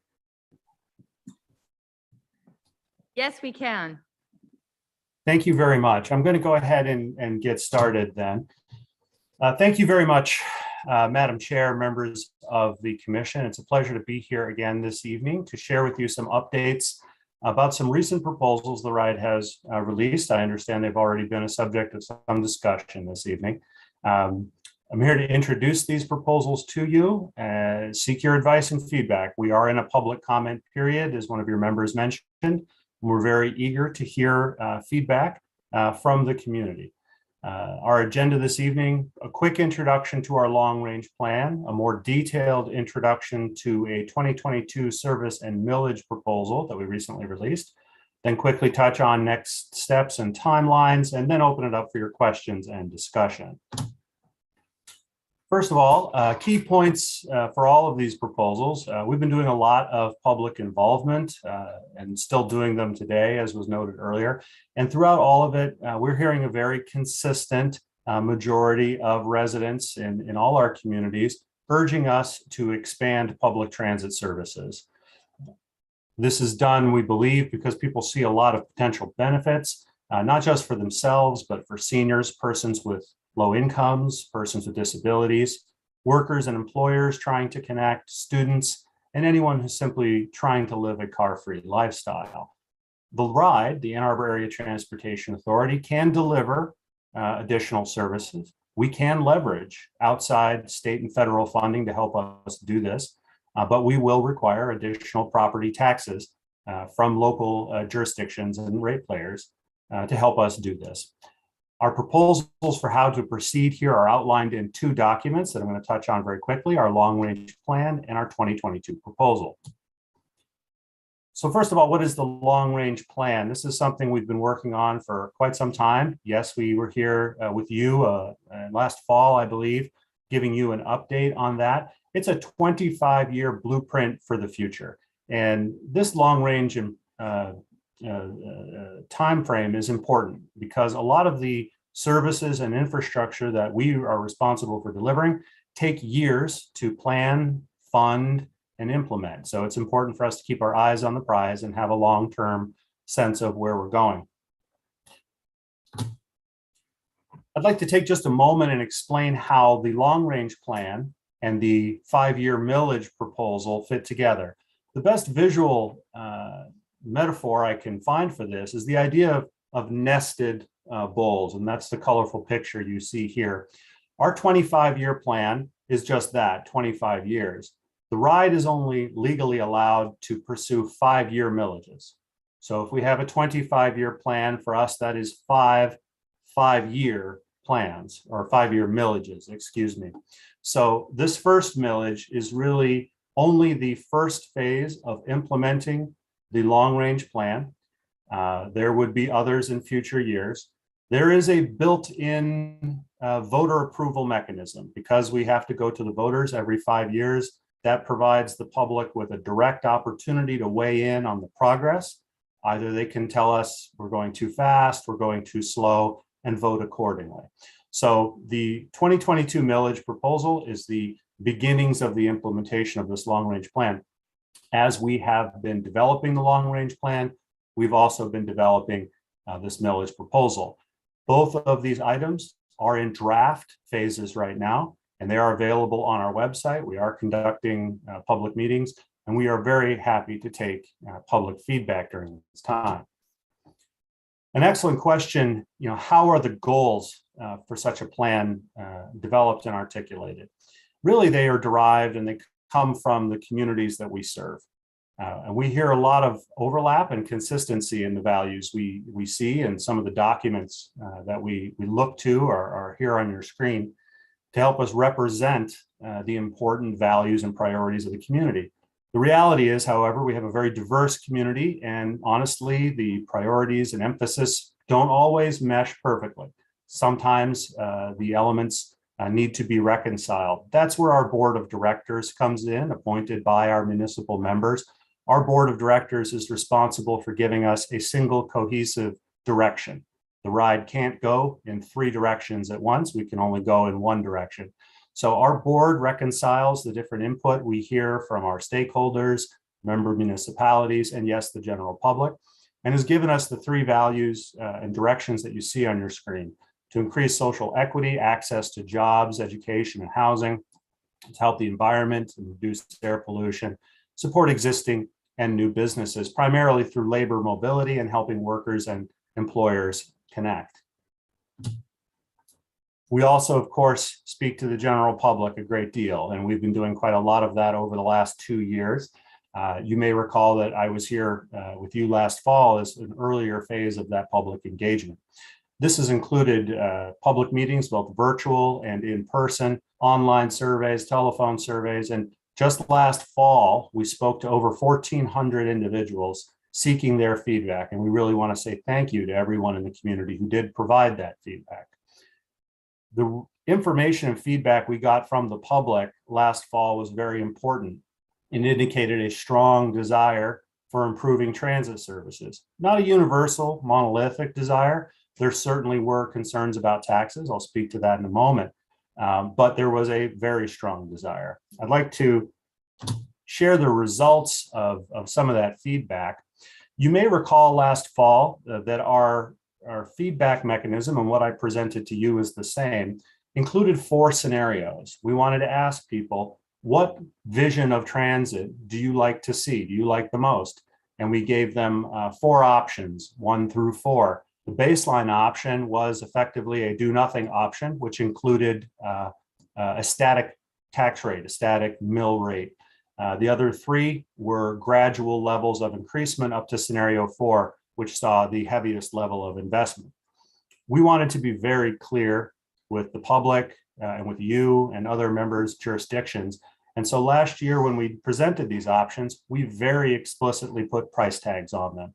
You may recall that we had mill rates, capital dollar estimates, operating cost estimates attached to those options. We think it was important for people to understand not just what they are suggesting they want, but the prices attached. What we heard very clearly from the community here is represented on this graph. You see a very strong response for option 4. I will share with you, I was surprised at the strength of that. The next strongest is option 3. So what we are seeing is a very consistent across multiple surveys and meetings and instruments, a strong and consistent desire for transformational change and expansion of the public transit system. We've also had some recent successes in moving forward on our long-range plan. We want to thank Senator Gary Peters for a recent earmark, $300,000 to help advance the planning of the new Ypsilanti Transit Center. We want to thank Ann Arbor Council for their continued support of the Housing Commission as they move forward on the 350 South Fifth Avenue, or former Y lot. It's an exciting opportunity for joint work there that will also expand the public transit facility next door. And Ann Arbor Council also approved the T1 transit supportive zoning the other day, which will see massive change on the south side of Ann Arbor over the coming years. So all of these align with the directions that we're hearing public transit people in the community want us to go, and we're trying to meet them where they've asked us to be. With that, I'd like to break down the 2022 millage proposal for you. What does it do? It maintains all existing public transit services in the Ann Arbor Ypsilanti area. It provides options our board could choose for limited expansion in certain targeted areas. It aligns with the goals we've heard from many jurisdictions and the public, and it maximizes state and federal funding. And that's an important issue that I would like to take a moment to speak about. Some people don't realize that a transit authority like ours is able to bring more resources to bear in a community. For every $1 of local property taxes that we are given, we are able to leverage another $1.40 in state and federal grants. So for $1 in, we can spend $2.40 in your community. This has some, I think, important ramifications for the community in being able to reinvest directly and maximize that multiplier. So the 2022 service proposal, the main event there is, of course, the mill rate, but also the date of the referendum. I'm going to speak to both in a moment.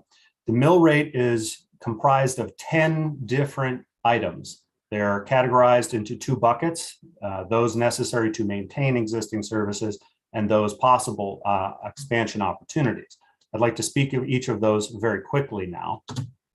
Maintaining existing services, this category of expenses is exactly what it says.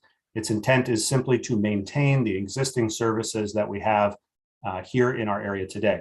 It includes the renewal of our existing millage, an allowance for a structural deficit that the ride has been struggling with since at least 2018 and probably a little longer. An allowance for inflation. We understand it's something affecting everyone, and our fuel bill is certainly no different than everyone else's. And yes, some allowance for staffing to help us make sure that we can continue to meet communities' expectations. Like many areas, we have had to reduce positions over the last several years because of the structural deficit. The service enhancement options are presented as a menu that our board could choose from. They may choose all of them. They may choose only some of them. They could be implemented individually. I'd like to touch on each of them very quickly now, if I might. The first is an express bus service downtown to downtown, Ann Arbor to Ypsilanti and back. What we can do here is take a 45-minute bus trip and turn it into a 30-minute bus trip. When I ran the numbers the other day, 15 minutes each way, half an hour a day, 2.5 hours a week, 10 hours a month, 120 hours a year in commuting that passengers will not have to do. This is a major opportunity to integrate and continue to bring our two major communities closer together by reducing the travel time necessary between these two areas. Longer hours of service and operation system-wide. This is exactly what it sounds like. We'll start the buses earlier and run them later across the entire network in all areas that we serve. Increased frequency of service on the weekends. We like to say that frequency equals freedom, because the frequency of bus departures means flexibility and independence for persons traveling during this time. What it would look like is taking, if there's a bus every 60 minutes on a Saturday, for example, we could provide a bus every 30 minutes. Again, this one benefits particularly people traveling for work on the weekends, but also seniors and persons with disabilities. I want to talk about a couple of special items that we're presenting as part of this package that are very much equity-based. It's important for us to make sure that we're treating all areas of our service area in a consistent manner. For many years, we've had an overnight transit service in the greater Ann Arbor area called Night Ride. But as you can see in the red area on your screen, that area only goes along Washtenaw Avenue as far as the Ypsilanti Transit Terminal. It has never served the entirety of the city of Ypsilanti and very little of Ypsilanti Township. The map behind this image is Huron County Opportunity Index, and the dotted yellow line is our proposed expanded overnight service area. And we think that this is a strong indication of being able to extend this service, not just to provide the same level of service, but to make a meaningful difference to folks who perhaps really need this service. It's particularly valuable for people working those late hours, swing shifts, or to jobs that just maybe stop too late for the regular transit service. Another equity issue has to do with our treatment of passengers at our terminals. We'd like to provide more staffing, well, frankly, some staffing at our Ypsilanti Transit Center. For years, we have had in-person customer service agents at our bus terminal in downtown Ann Arbor. The terminal in Ypsilanti, although it has a booth for customer service agents, we have not, in my time here, staffed that facility with customer service agents. We'd like to start doing that, be able to sell fares, answer questions, give directions, and help people travel. We think this matters not just from an equity perspective, but also from a ridership generation perspective. Finally, the 10th element is perhaps the most complicated one. It is a set aside, a capital set aside for major projects in the future. You could think of this as a sinking fund within this millage. It could be used for major projects in the future, such as terminals, garages, bus rapid transit, or zero emissions buses. These are all very capital intensive and expensive projects. We are fortunate here that our federal government, if you win a competitive grant, can pay up to 50% of these big projects. But in all cases, local jurisdictions are required to bring a local match, which can be as much as 50% to be competitive. So we need to start setting money aside for these major projects so that we can be competitive when seeking these grants from other, it's a nationwide competition, so we have to bring funding to bear. In your packet and on our website, a key part of our proposal is this summary table. It lists all 10 elements in both categories, their gross cost, the net mill rate you get from either of them, and the start date. I do want to clarify something about the start dates, because between the long range plan and the 5-year millage, there has been some confusion about when certain things start. All of the services listed here, should this millage or a similar version of it pass, the funding would begin flowing to us in July of 2024. We would start up these services in August of 2024. The long range plan certainly lays out things that may happen in 2025, 29, 2035, And those are all further afield. But we want to just reassure everyone that we're not going to waste any time. We will implement these new services as soon as the funding is available. With that, the timing of the ballot, we are recommending to our board that they consider August of 2022. This allows us to use 2023 as a fallback date should the millage not pass. And when we look at August versus November, we recognize that November is going to be a very crowded ballot. A lot of the governorship will be there, control of the United States House, and possibly as many as 12 statewide ballot initiatives, although I think that number may have dropped a little. Still, it will be a very large ballot and a very loud general election campaign. It will be very difficult for us to educate voters about a small local ballot initiative among the cacophony of all these national and statewide races. So we feel that August provides us with a better time to be able to educate voters. Next steps, we are in the middle of our public comment period. We welcome your feedback and feedback from everyone in the general public. Our board has begun discussing this. No decision has been reached on either of these measures. I want to be clear. They received the introduction to this at their last board meeting in March. And I will share with you that they are wrestling with it. It is not an easy decision, and they are very much weighing the costs and the benefits, the mill rate versus what the public has asked us to provide. So this is an important thing, as everyone in government understands. One of my staff asked me the other day if I could guess where the board will come down in their final decision, and I said, no, I cannot. It is very much up in the air. We had some meetings in Ypsilanti Township and the city of Ypsilanti last night. We're meeting with you this evening, and our board will take this issue up again at their next meeting at April the 21st, and that is the first time they might make any sort of decision. So in closing, we've heard very consistent and strong support and calls for higher transit, both from the public and in many of the institutional documents and policy statements from our local community members. We see a lot of significant benefits for seniors, persons with disabilities, persons with low income, workers, students, employers, and anyone just striving to lead a car-free lifestyle. The ride can deliver these services, and we can leverage more outside funding to do it, but we do need additional support from local property taxes to be able to achieve these visions. These services are outlined, I think, quite clearly, both in the long-range plan and the detailed millage proposal. And with that, Madam Chair, thank you for your time. I'm happy to engage you in discussion and answer your question. Thank you, Mr. Carpenter. Thank you, Chair. I don't know if commissioners have questions at this time, or if you want to process this information and route those questions through administration. We can certainly get those questions to Mr. Carpenter. Matt, I do see two commissioners that have questions at this time. So, Chair, if you don't mind, I see Commissioner Jefferson. Thank you. The 1,400 people that you speak of, is that accumulation with all the, phone calls, meetings in Ann Arbor, the Blake Transit Center, the Ypsilanti Transit Center? I think you were in the Whitaker Road library also. Spent 3 hours out there as opposed to 6 hours in the city of both Ypsilanti and Ann Arbor. Was that 1,400 inclusive of all that? And do you have any data to kind of figure out where these 1,400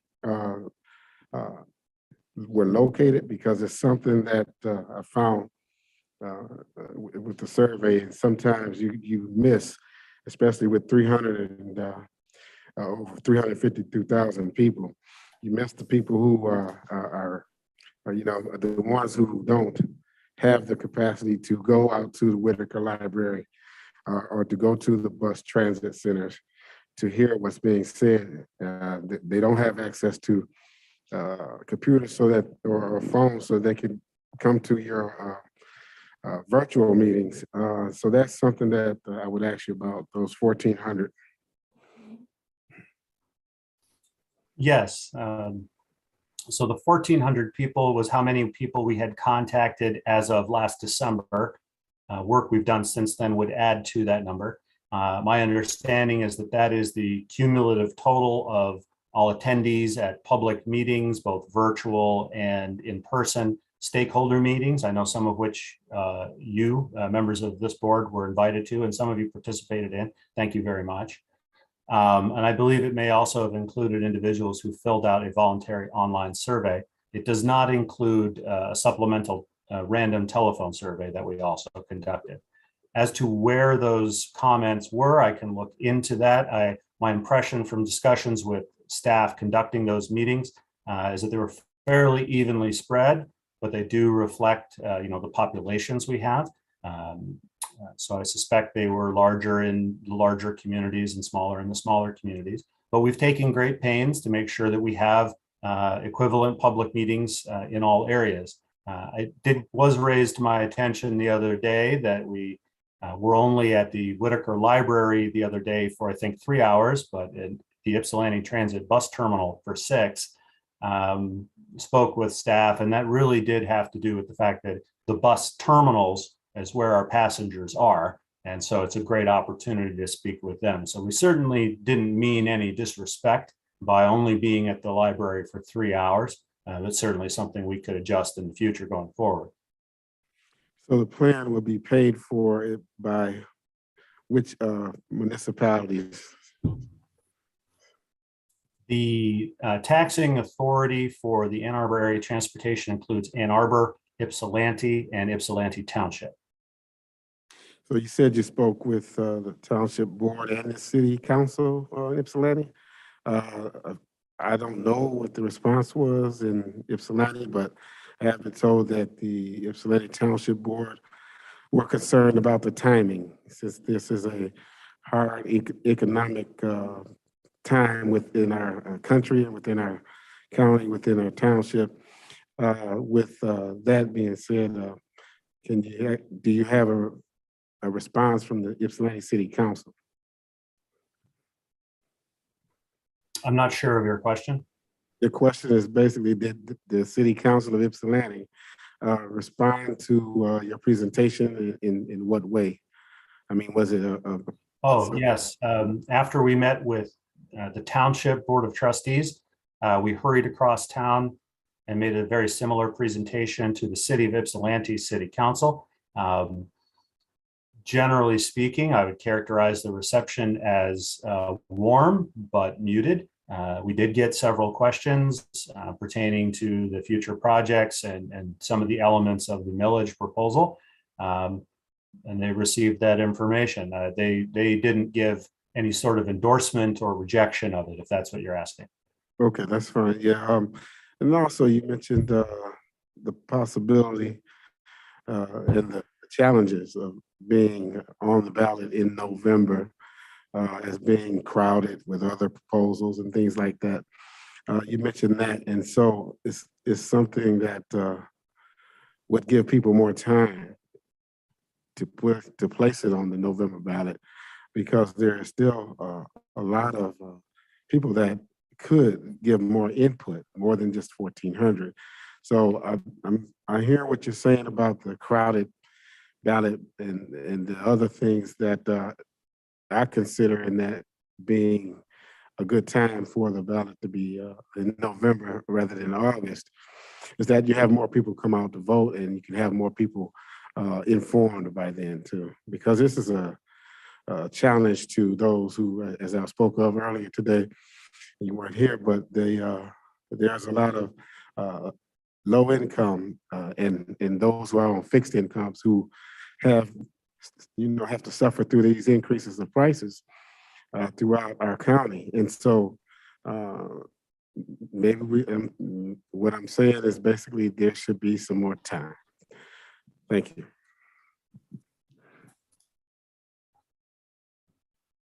Commissioner Morgan.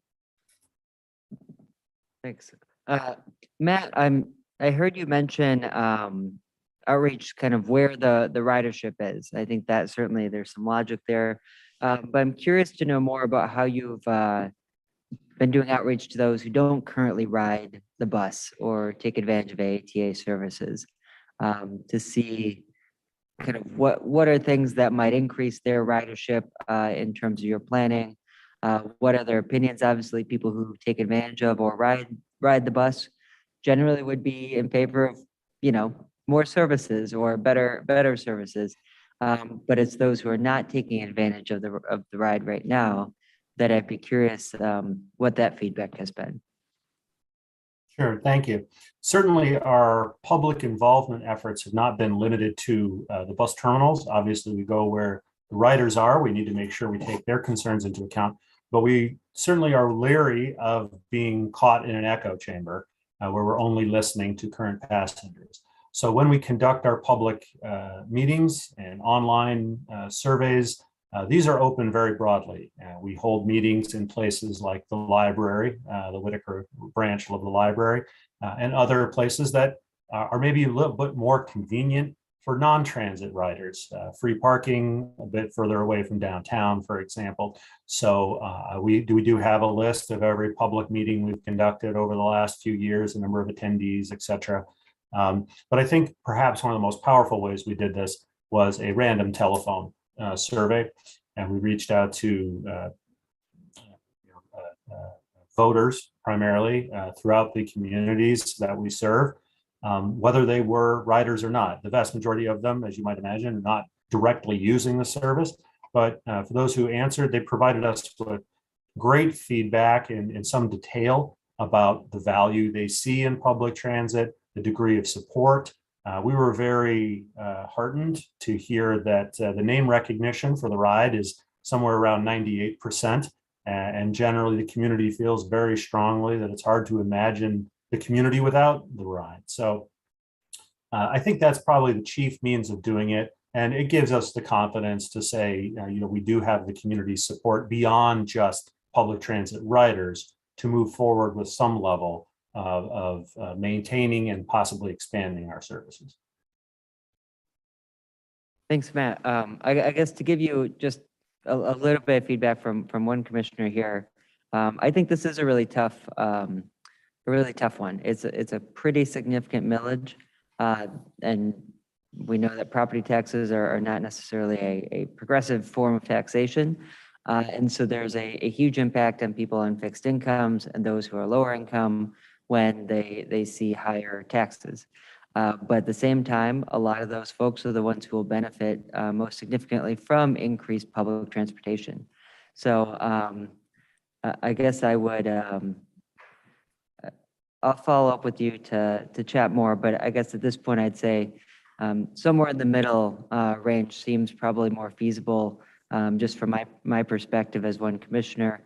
I think the higher end is just a pretty significant amount of increased taxation, but I do think that there is an interest in the community for some level of increased public transportation services, and the ride does great work. So kudos to you and your staff for the continued great work that the ride does for all these years. Thanks. Thank you for that. And if I might make one additional comment, we're certainly not oblivious to the concerns about property taxes. Michigan is one of the states where they restrict us and all municipalities, as you well know, to only the property tax. It's the only revenue generator option that we actually have. Other states are more liberal and provide income tax opportunities, payroll tax, service taxes, sales taxes, a variety of other mechanisms to fund. And for those of us in the transportation community in Michigan, this is a familiar refrain of perhaps over the 25-year course of the long-range plan, part of what we need to do is advocate in Lansing for more opportunities for more progressive revenue sources to help achieve this vision without having the burdens that you mentioned. But thank you for these comments. Matt, I do have another question from a commissioner, Commissioner Sanders. Good evening, Mr. Carpenter. I've got, I guess, 3 points of clarity I'd like your assistance with. So one is, if the property owners approved this millage, what type of increase in jobs are we looking at through Triple TA? Are you hiring more people? Are you gonna need more drivers? Do you need more mechanics? What does that look like in terms of employment? So I'm gonna try and do this, and then you can try and answer them. And the millage applies to property owners, not just homeowners, right? But if you've got landlords that own apartment complexes in these municipalities, everyone that owns property would be made this assessment. And then the third part of that is, for those of us that are not good at this millage math, if I'm talking about a $200,000 property, what does an approved millage look like in terms of increased cost for me? If you can't answer that last one right on the spot, Sure. that's fine. I'm sure we've got somebody, other experts that can help me with that. Thank you. Yes, I'll do my best. Those are good questions. With respect to the amount of staff required to deliver the services, yes, for every one of the 10 items, we do have staffing requirements. We are limited at this point by the size of the bus fleet. So these proposals all happen in off-peak periods, you'll notice. So it's not an increase in frequency during rush hour. That allows us to keep the bus fleet the same size. That's important because our garage is full, so we simply can't expand the fleet. The reason I mention this is because it means making a higher degree of utilization of our existing assets, including our most important one, our staff. So yes, we would probably be hiring more staff, drivers and mechanics primarily. There are numbers for each one. I don't know them off the top of my head, I'm sorry. But it would also be more hours possible for our existing staff as well. And we would probably work with our partners in labor, TWU Local 171, who we've just concluded our latest labor negotiations with, to make sure we find the right balance of maximizing our existing workforce and bringing in some new folks. In terms of who pays, my understanding of this millage is that it would apply to all property owners. And I think I take your meaning that it would be passed along to renters as well. And that is certainly the case.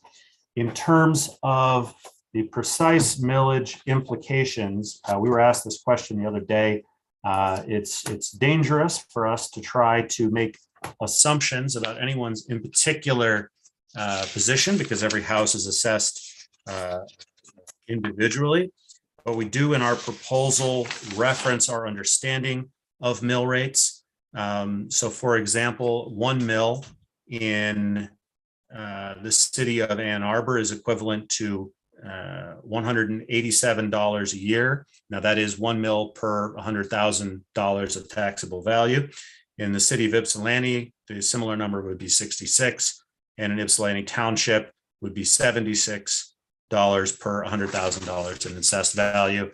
I would not trust my mental math here to try to do any more complicated calculations to answer your question. Thank you. Matt, I don't see any additional hands. So with that, I just say to you, thank you for the presentation. Thank you for the opportunity for the information sharing. And I will say to you that I will work with the commissioners, our internal stakeholders and the community to funnel any additional questions or comments that we have back to you. So as CEO of the AATA, I thank you for your time this evening. Thank you all very much. Have a pleasant evening. Thank you. So next on our agenda this evening is an update on the 2021 year end. I'm joined by Catherine Jones, author. She is going to move us through the presentation. I think she'll be expedient in delivering the information, but also do it in a manner that I think gives you the key points of how we performed this year. We will certainly follow up with any additional questions that you all have related to this information, and or if you want something additional, we will make sure that that happens. Catherine? Yes, thank you, everyone. So like Greg said, I'm going to be presenting the preliminary year-end budget update. We are trying out a different format in response to all of the narrative conversations we've been having. It's a first attempt, so any feedback on that would be greatly appreciated. Also, in the interest of expediency, it's a shorter presentation and there's a more fulsome report in your packet. So I'm happy to answer any questions about either tonight or if you follow up questions later on. So we're going to start out tonight on the general fund status. At a high level, revenues and expenditures were budgeted at 141 million for 2021. The projected general fund revenues total 131 million and projected general fund expenditures total 128 million. Despite both revenues and expenditures coming in below budget, revenues did exceed expenditures, leading to a net surplus of $3.1 million. By policy, just as a reminder, any allocation of the general fund surplus cannot be allocated until the audit, and financial statements are accepted by the board, which will be coming May 4th, along with some recommendations from the administrator on how to allocate the year-end surplus. Just looking at how the projections changed throughout the year, the revenue projections in general improved quarter over quarter, while the expenditures increased mainly due to the planned use of fund balance allocations. And then the improvement over the third quarter expenditures is largely due to unspent allocations that have been projected to be spent. For the general fund revenues, we'll start off looking at a service area group level. The general government revenues brought in almost $94 million, which is primarily property taxes and state revenue sharing. Public safety and justice brought in 29 million from sheriff services, court fees, and then $7 million from the public safety millage. Civic infrastructure is projected at 6 million, primarily from the clerk's office, and then land use and environment brought in 1.8 million. And then support services between IT, finance, HR, and admin brought in just under $1 million. For the general fund revenues projected a $9.9 million shortfall. The clerk, register of deeds and vital records had a revenue surplus of $1.8 million. And then the county was able to also earn another $1 million in FEMA reimbursement for COVID expenses that were incurred during 2020 due to some conservative revenue accrual assumptions made the previous year. Trial court and district court both ended up with shortfalls as we'd been projecting all year that totaled $1.4 million, which was due to reduced court activities and caseloads. The sheriff revenues were also $1.4 million below budget due to reduced overtime reimbursements, sheriff services, and other sheriff fees. And then the largest shortfall came from the budgeted planned use of fund balance, which totaled $9.8 million. And in general, we budget that as a revenue that we know we won't collect. So that's expected, even though it looks large and dramatic. And then just as a reminder, I know we went over the slide a lot last year of the planned use of fund balances that were budgeted. The largest were the allocations made along ARPA 1.0 for the children's savings accounts, the broadband infrastructure and ensuring childcare access, and then the non-structural lump sum payment to employees from the unused 2020 compensation study, and then $1.5 million for the health department, non-structurally allocated, and then 500,000 for flood response in response to the heavy rainfall we had last year. Looking at the general fund expenditures, again, starting out by service area group, we see that public safety and justice is the largest group of general fund expenditures with over $87 million in total costs. Support services is next, followed by the health and human services appropriations at $15.6 million. And then the rest of them are smaller, with civic infrastructure at 6.3 million, land use at 4.9. I do want to highlight the general government has a credit of 7.7 million, which is due to how we allocate indirect costs and cap allocation, cost allocation plan. Looking at the general fund projected expenditure surplus, we have $13 million that's projected. 6.5 million of that comes from unspent allocations that were made by the board last year. The public safety and justice departments combined for a $2.5 million surplus. The health and human services had a $1.9 million surplus, which is based on childcare fund actuals. And then central charges had a $900,000 surplus, largely due to personal services assumptions. And support services had 460,000 in vacancy savings and 227,000 in unspent equity contracts, as we're still working to ramp up the programming for that department. So looking at the unspent allocations that made up the majority of the surplus, when property taxes increased over budget in the equalization report, we increased the undesignated allocation to $2.4 million, but we did not allocate it to other purposes in alignment with county policy to wait until after the third quarter. We did allocate 2022 and beyond as part of the administrator's recommended 22 through 25 budget reaffirmation, but the 2021 dollars had never been reprogrammed. Additionally, we had 2.45 million allocated to implement the compensation study, but since that implementation was delayed, we had a surplus for those funds. And then the board allocated the 1.5 million to health for the non-structural allocation, of which 921,000 remains to be used in this current year. And then of the 500,000 allocated for the flood response, only 95,000 was spent. And we received the state grant for the flood response, which was received in 2021, but not spent until 2022, but that has been fully spent at this time.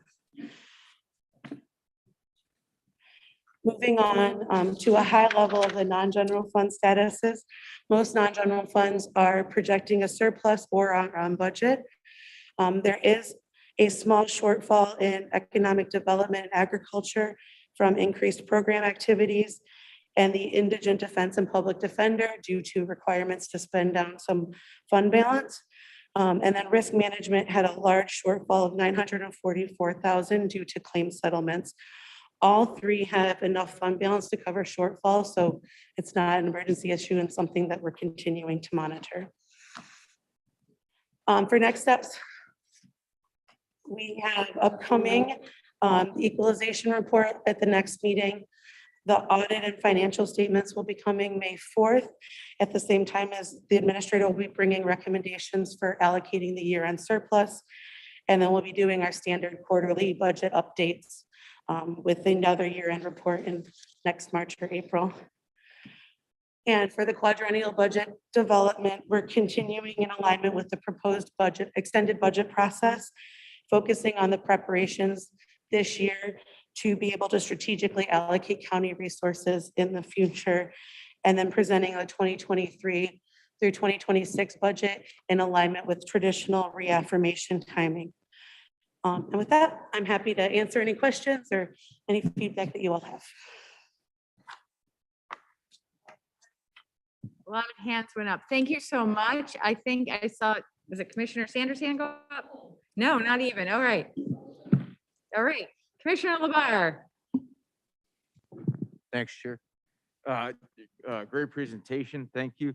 Does anything pop out on this as out of whack, concerning, or worth flagging here with the 9 of us? I think in general, it is items that we've been talking about throughout time. We know we've had reduced court activities. We know COVID has had an impact on sheriff's office reimbursements. So it's things that we're continuing to monitor and hopefully will rebound at some point, but it's the standards. I'm not fishing for a problem, but I just wanted to. Nope, I'm happy to provide that Um, reassurance. That concludes my questions.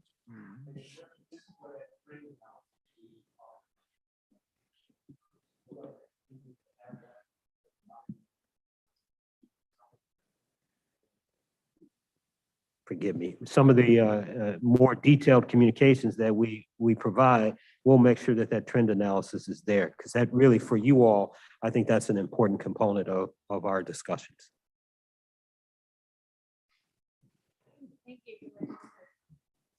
Thank you, Madam Chair. Great presentation. I would assume on the last slide at the bottom where it said Ways and Means deliberation, it meant working session, right? You're right, yeah. Okay, It's cool. old- Just it's want to old confirm. bullets, and I didn't get that adapted. All right, I figured, I just wanted to. I'll fix that. In for case anybody was future. wondering. Thank you. Yeah. Do you have questions? Commissioner Morgan? Just thank you. I really like this format. I think it's more user friendly. I really like that we've broken out what the other category is, because I always see that and I always get, I don't know, frustrated isn't the word, just confused as to concerned that we just lump a bunch of things into a, $17, $18 million category and we don't say what it is. So I love this explanation of it. So thank you very much for taking the time to do that. You're welcome. And Commissioner, you'll see more of that. We talked it earlier about when we go to the department areas or service areas, you'll see more graphics like that that really explain or really drill down into what those expenditures are. Okay, anyone? Any other questions? Commissioner Machewski? Thank you, Madam Chair. Where do you project the status of the fund balance to be right now? Hold on 1 second. I have that for you. So at 12/31/20, we had $44.4 million in general fund balance. So adding the 3.1 million, the projected fund balance will be $47.5 million, which for reference is about 36.3% of the 2022 general fund budget. Thank you. And if I could ask another question? Yes. Regarding CMH accounts receivable, are there any large sums of money, quality withholds, anything like that that CMH is waiting on from the state, or is that pretty much up to date? I don't think so at this time, but I know that will be in the audit and financial statements as part of it too. Thank you. Commissioner Morgan? Just a quick clarification on that. So our fund balance is significantly larger, but it's also now a slightly smaller percentage of the general fund budget, right? Did I understand that correctly? Okay, you can definitely tell me if I'm wrong. I didn't map out what the old fund balance was as a percent of budget. So I think it's a slightly larger percent of budget just because the magnitude of the fund balance has grown. But if you want to know the percentage change, we can calculate it and get it out to you. Oh, I'm just saying, I think we usually are, what is the percentage we always try and keep the fund balance at as a percentage of the overall budget? 30. 30%, but Yeah, because so it's above the things have- 30% threshold, yeah. And then did you say it was 23% right now? No, it's, the new one is projected to be 36.3%. Oh, 36. I'm so sorry. Thank you. That is, okay. I was hearing that and I was like, how did the budget grow that much? So thank you. That's you're helpful welcome. clarification. Okay, thank you. Anything else? Oh, yeah, so. Sorry. That concludes our report this evening. Thank you. All right, next it's a report of the Chair of the Board of Commissioners. And so I just wanted to talk or take a moment to remind everybody the Community Priority Fund is taking applications through April 7th. This is the $8 million that the Board of Commissioners allocated from the American Rescue Plan funds. Those applications are due tomorrow before midnight. This money is for grassroots organizations in 48107, 4897, 48198 area codes. And then I also want to remark upon the Avalon purchase agreements that we approved tonight. That is eventually going to provide 50 units of affordable and supportive housing. It's going to be built in a sustainable fashion and integrate into the life of the market rate community next to it. I mean, it will be the same community. And so I wanted to remark on that because this is something that we've all worked really hard on. Staff has worked really hard on it. And it's really, I think, going to inspire other developments of this kind. And I just think that too often in this country, affordable housing hasn't been created with the same kind of thought and care that this has been, and I just thought that we should celebrate that. So that concludes my report. Next, we have items for current and future discussion. Commissioner Hodge. Thank you, Madam Chair. I want to take a minute to remind our colleagues and general public that we passed a resolution on January 5th requiring that we wear masks in the Board of Commissioners chambers. And it applies to everybody in the room. So it applies to the public, it applies to all of us. It stays in effect until we rescind it or we amend it, which we haven't done, and we passed it unanimously. All of us voted yes on that.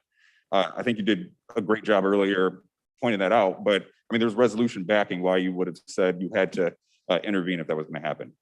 So, I mean, I find it disturbing that any of us would violate our own policy and do so in a way that would disrespect any of our colleagues, particularly you as chair. I found that unfortunate, and I don't think that's how we want to work together. Thank you, Commissioner Hodge. Anyone else? Commissioner Scott? I just want to add that I want to thank you very much, Chair Schenk, for noting the times where the mask wasn't worn in the meeting by people here and by members of this own body, that I expressed my concern to you and you addressed it right away. Obviously, you all know why I have a lot of concern and quite frankly, trauma associated with that as somebody who has worked in the ICU for the past 3 years, and I still have colleagues getting sick today. Like yesterday, one of my dearest friends had a diagnosis. Now, most of us are okay, but she got this from a patient. So it's not over for us at the front line by any stretch of the imagination. BA2